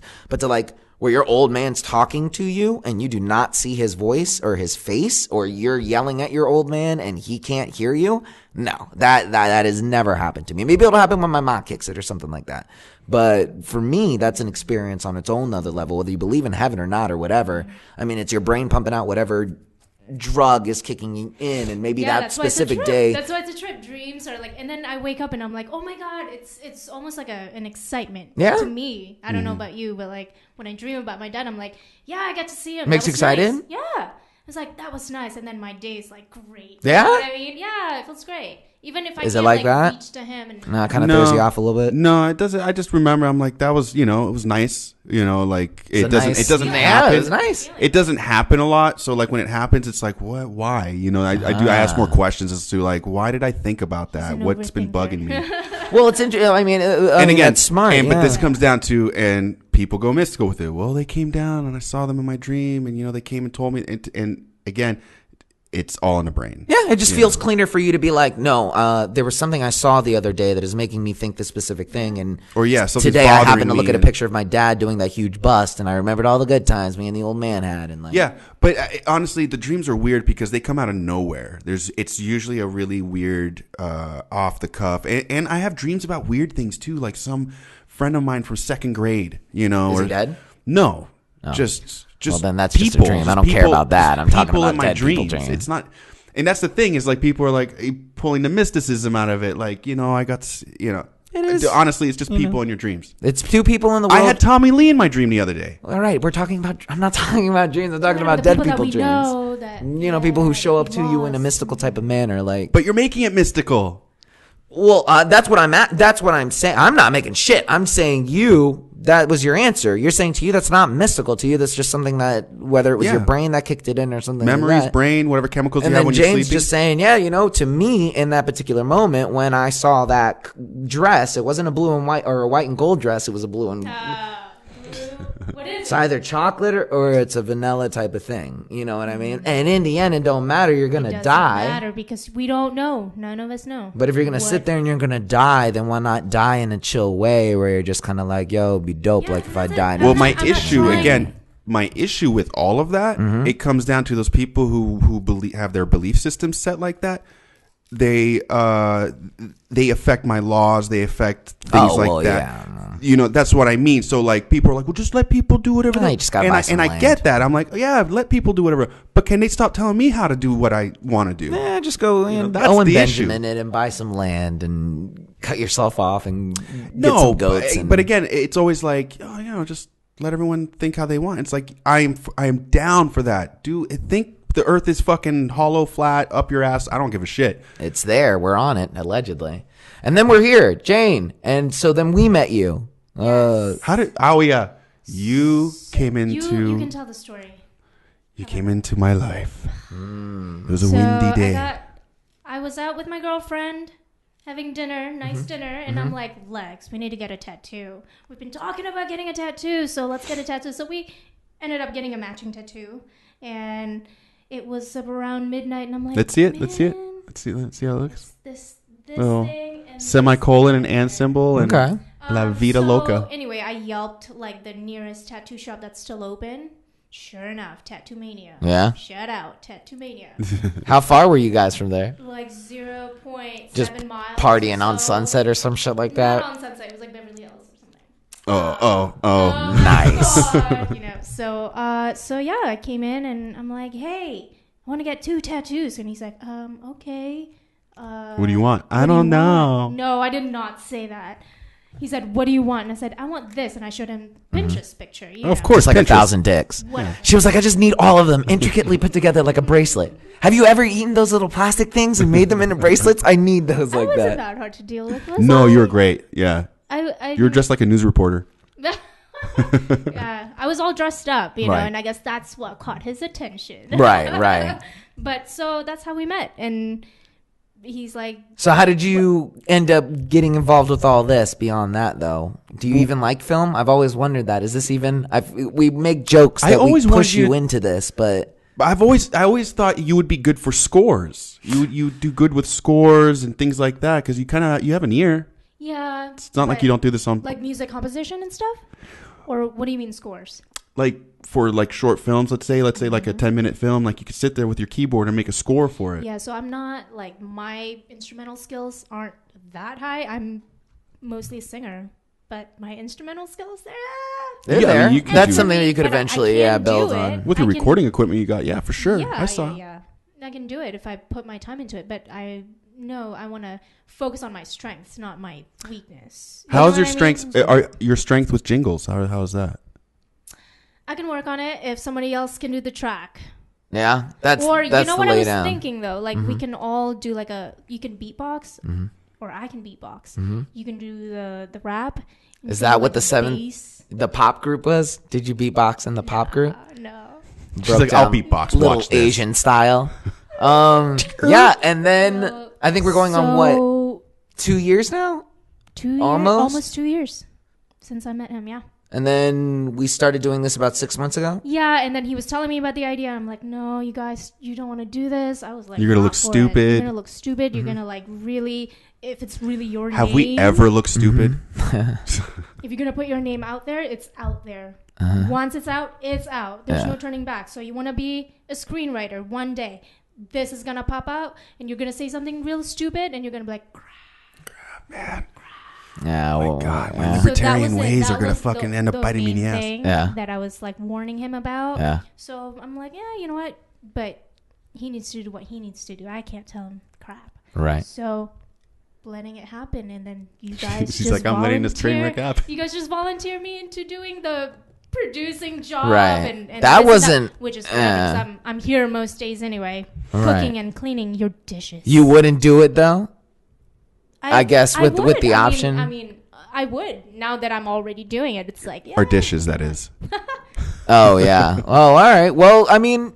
Along with the dishes and the dog walking and the sweeping and... Mm-hmm. Yeah. No, I have fun doing it. I just need to know, like, what... We need more equipment. We need more stuff. Right. We need to figure out if this is the studio or if this is not the studio. No, this isn't. But this isn't it, really. I really want to try downstairs. The Right. recreation room. Yeah. I think we can pull it There off. is a nice room downstairs for our listeners. We have a very nice gym and hangout lounge room that has all these really nice couches and brass and. What's your mirrors. favorite moment so far? About the show. Yeah. Definitely having guests really, Picked it up. picked it up, and when you guys talk about Eat the mic. like what's happening in the world and not going too far off topic. So it's like what's going on in the world and how it's affecting you guys in your life.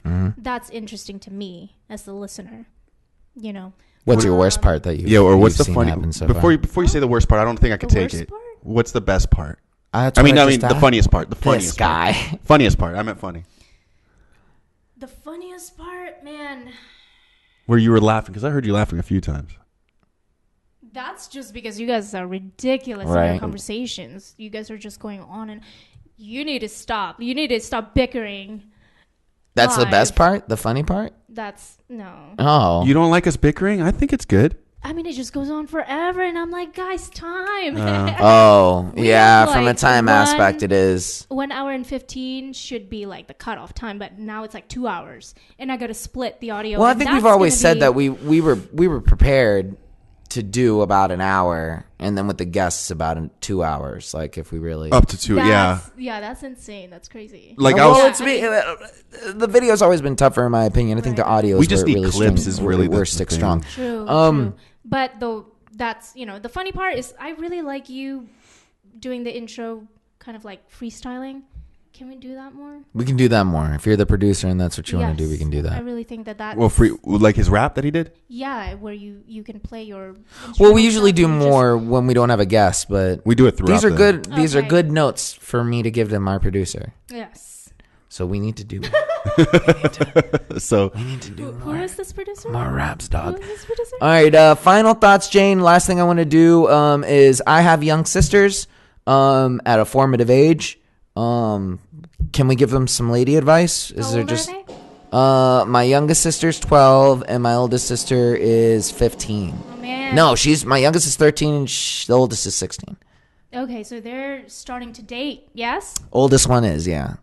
Well, And the youngest what are one they- what is are they- too, I one is think. Probably dating Oh, like the youngest 13. one? Yeah. is The girl. is Yeah. I think my younger sister is dating a girl. Oh, okay. I think Nice. so. Emily, you may need to send me a message on she'd that. be like, "What the fuck you saying, bro?" That was my thing, but No I don't know, judgment. dog. You be taking She's like, pictures "Why of did you shenanigans like fucking that. say that?" No. Judgment at I love you, all. dog. But what's some advice for young ladies? Well, what are they into? How about this?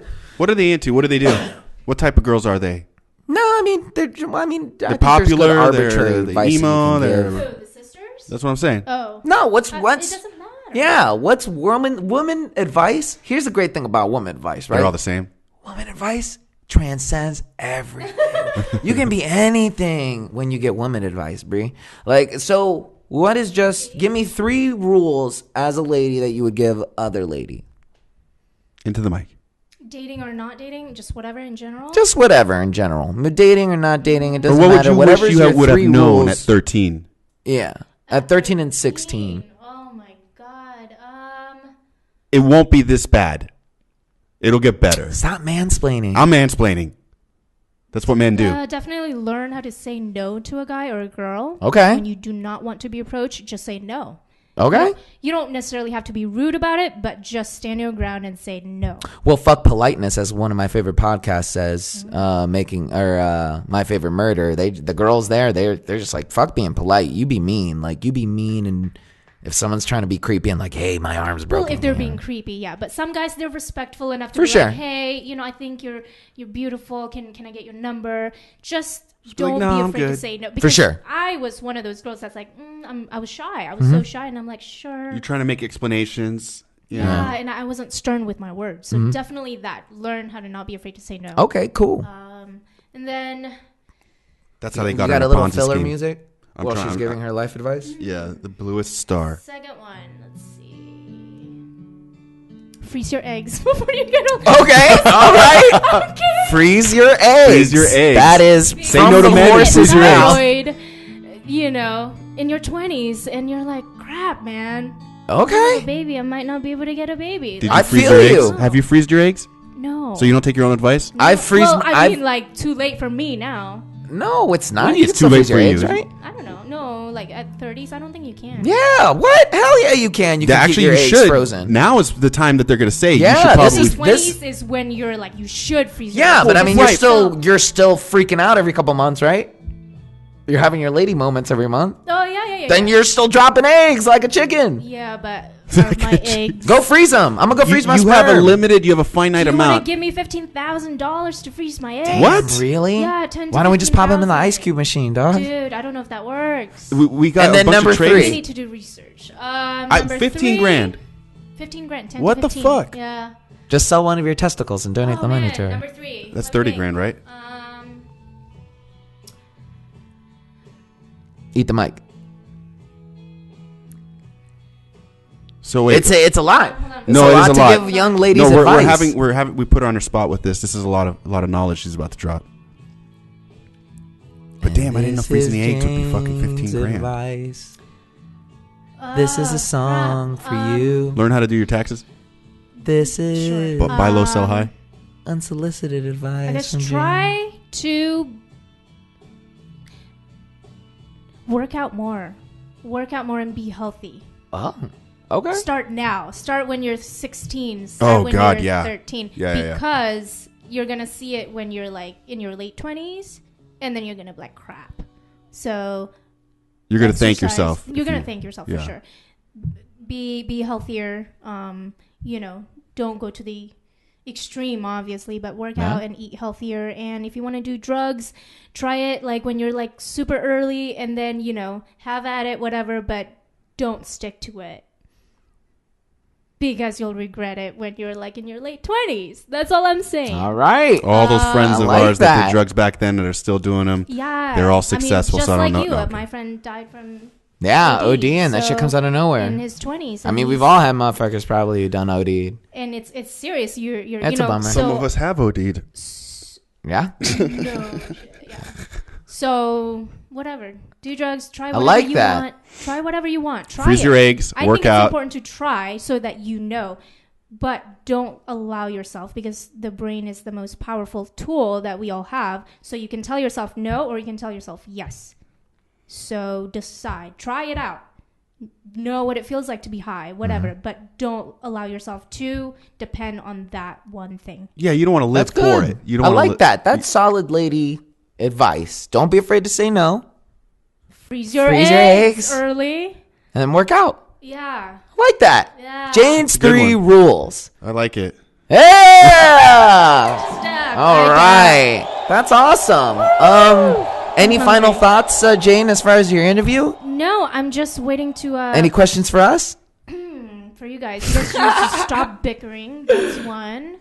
Well, that's part of the process, though. What? I love this blanket. Yeah, I see you. Yeah, it's your blanket. Rubbing the shit out of it. And we want more comments and stuff for the green. Yeah, anything that you want to plug or anything. I mean, we still have Game Corner that we got to go into super quick, but I think we're getting close to the back end of it. But you have more music that's coming out? I have more music that's coming out, but just check my IG and follow Plug your handle.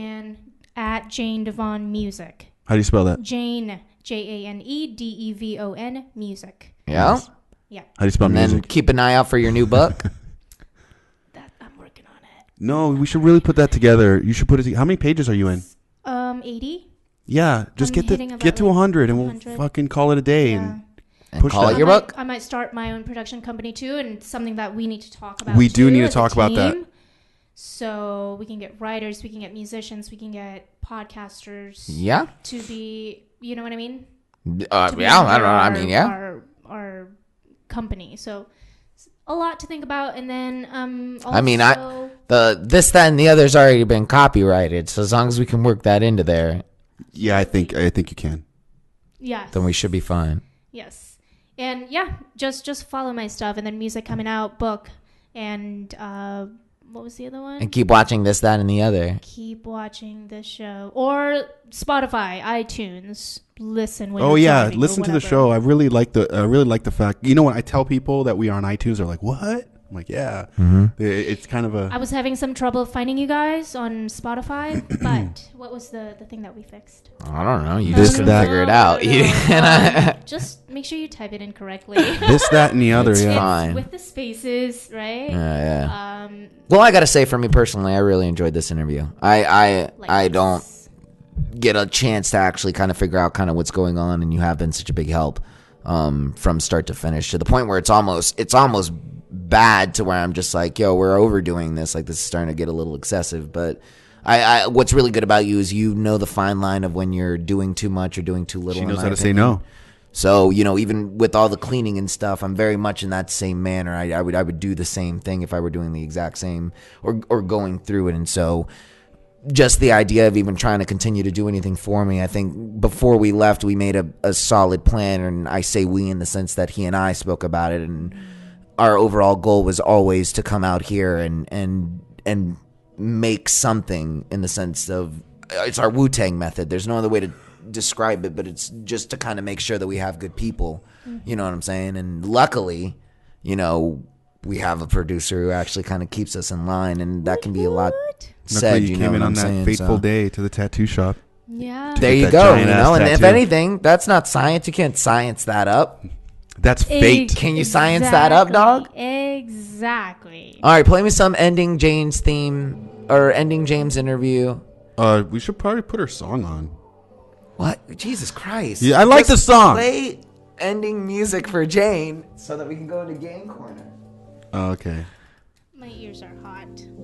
All right, and that's Jane's interview. Yeah, cool cats and sexy ladies, thank you for coming back.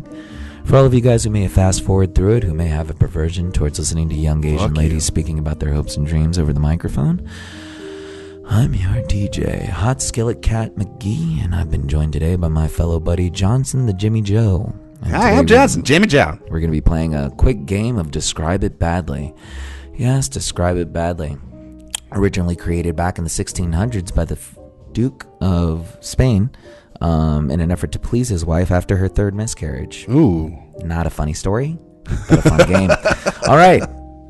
So never have I ever, or I'm sorry, Describe It Badly, super simple.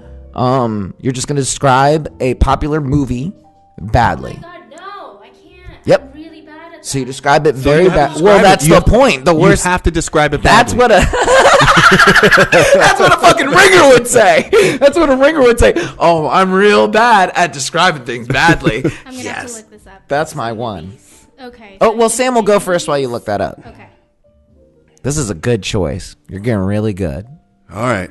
I love jazz. Jazz is the tits. We need to go to more jazz clubs. All right, go ahead. Feel pretentious. Huh? Tits. It is the tits. All right. Let's see.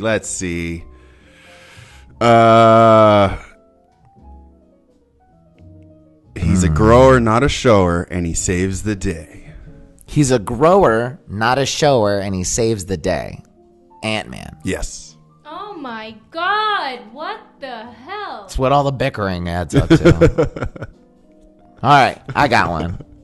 All right. Okay. Strong. Oh no. Okay, hold on. I got this. Okay, I got this. He doesn't got it. Group of weirdos get their ball back. What is that, Mystery Men? I don't remember what they were fighting for. Group of weirdos get their ball back. They have to get their ball back. Was that The Sandlot? Ah! Wow. See? Well, I made that a little too easy, though, because I said the ball. There's very few. I mean, you could say weirdos and maybe like...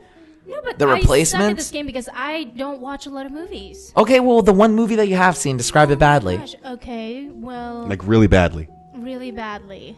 I got one. Man and She a woman. panicked. I saw it in her fucking face. Yeah. Her face, she goes, Yeah. A man and a woman trying to fix one problem by... Man and woman try to fix a problem by... by drawing stuff. By figuring out some drawings. A man and a woman. Man and a woman tried... Say it again? A man and a... Actually, maybe it's just the woman. Yeah, the woman trying to save the earth by looking at drawings. A woman tries to save the earth by looking at drawings. Arrival. Yeah.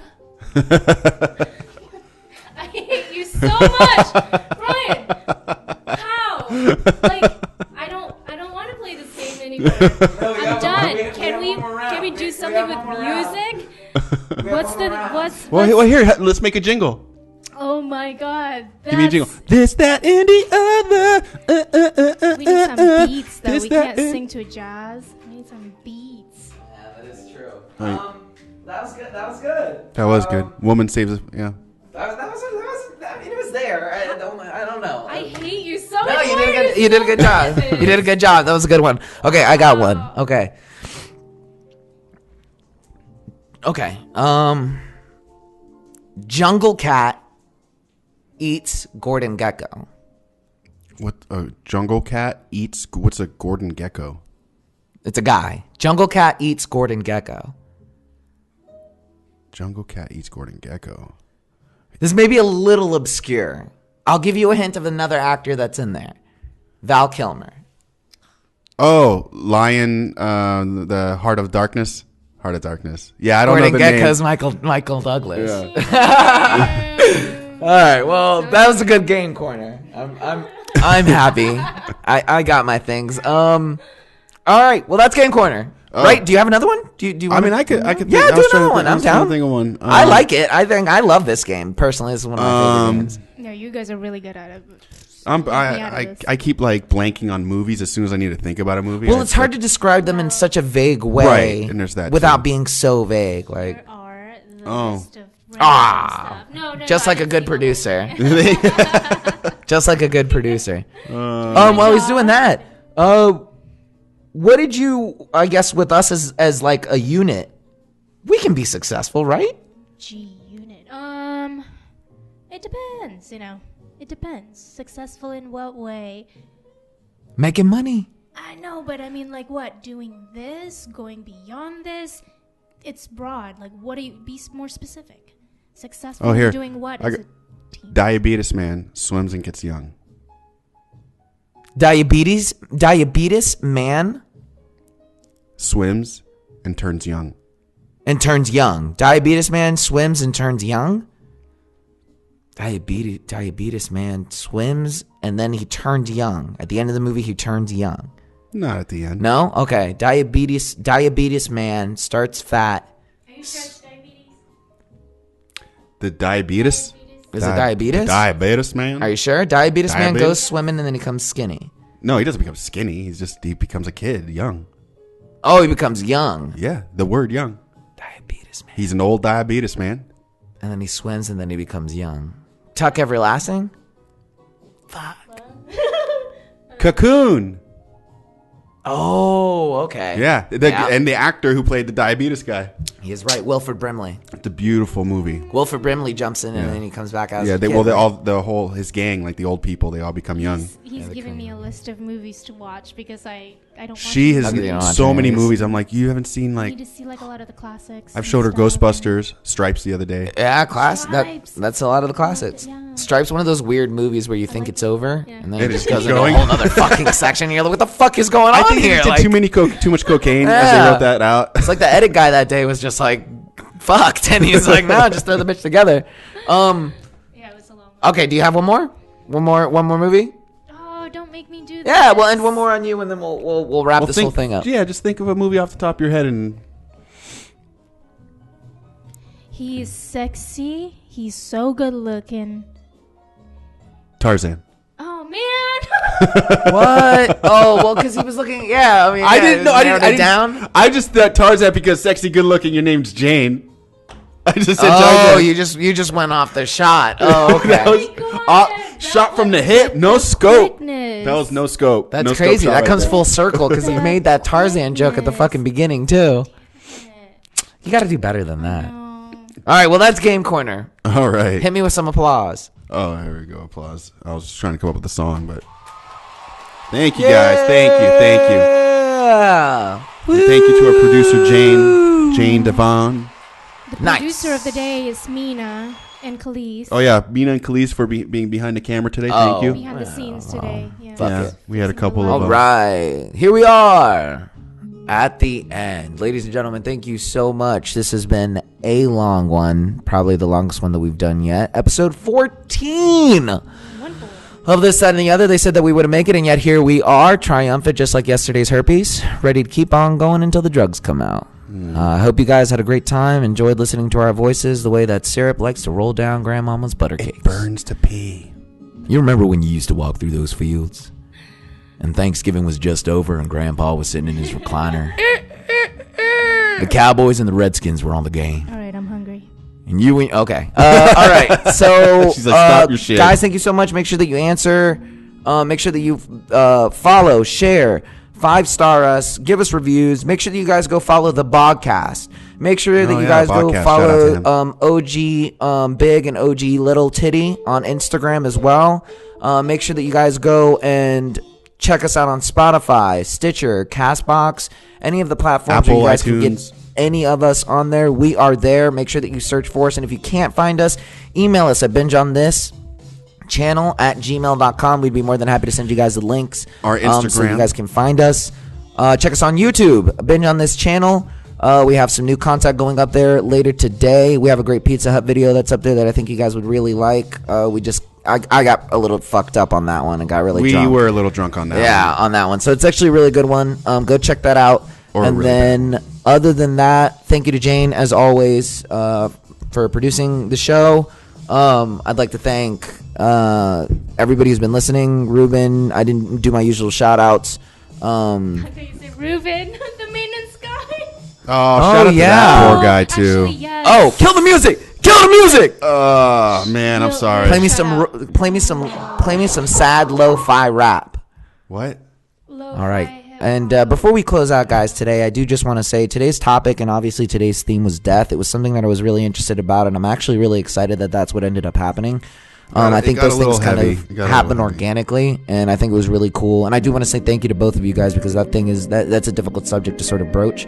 And he and I haven't had the conversation before, and we've known each other almost 3-4 years. And so I think it's good. And I've always told him before that I've always felt that it's good kind of you guys, because you have that sort of perspective. It's so difficult. Like I would, you know what I mean? To me, it wouldn't make sense not to have somebody else would be like, you just don't get it. And you're like, nah, motherfucker, I do. Right. So it's a good kind of like Uno switch card. Yeah, you know, it is kind of weird because you coming to this country, you know, obviously I knew English, but I moved to the country about the same age and like, very similar. Our stories are very similar. So I think overall it was a really great episode. I think it's going to go up there as probably one of my favorites. And we're going to have you on this side of the camera from now on. Or not on this side of the camera. We're going to have you on the back end of everything, trying to get it production-wise going. But I would like to try and make sure that we give you a little more screen time. Yeah, you can always come in anytime. Up here a little bit more. You're more than welcome to come. It's up to you, though. We need to get more chairs. Yes. More chairs. If anyone has chairs they want to give out, yeah, I bet. Go ahead and call us. But because of death, we did hear recently that our handyman, Ruben, has stage 4 lung cancer. Yeah, that was a bummer. Big bummer. You guys who are listening don't care. But the reason I bring it up is because a lot of things happen when you don't think they're supposed to. And you just got to keep on keeping on. And there's no shame in getting help or talking to people and just not treating people differently because of it, because he's still got to snake my toilet. But the man is a strong worker, and just whether it's your parents who kicked it or your janitor or your buddy OD'd or whatever, We all die. And c'est la vie. Yeah, it's all going to be fine. So, Ruben, this is for you. I love you. And this is my sad rap for Ruben. Start me off as I play us out. Episode 14. Ruben's song. His name was Ruben. He worked really hard. And every day he came up and he unclogged my toilet. And this isn't really a rap, it's spoken word. I'm really sorry that I made you come up here and unclog the toilet, Ruben. I didn't know you were dying. But we're all dying, Ruben. And I want you to know that I'm still going to call you when I need my toilet unplunged. And I'm not going to treat you any differently because that's not what you would want me to do. And God forbid if you go before this goes up on iTunes. I love you, Ruben. This, that, and the other. That was sad. Geronimo! Dream the dream of 1,000 dreams.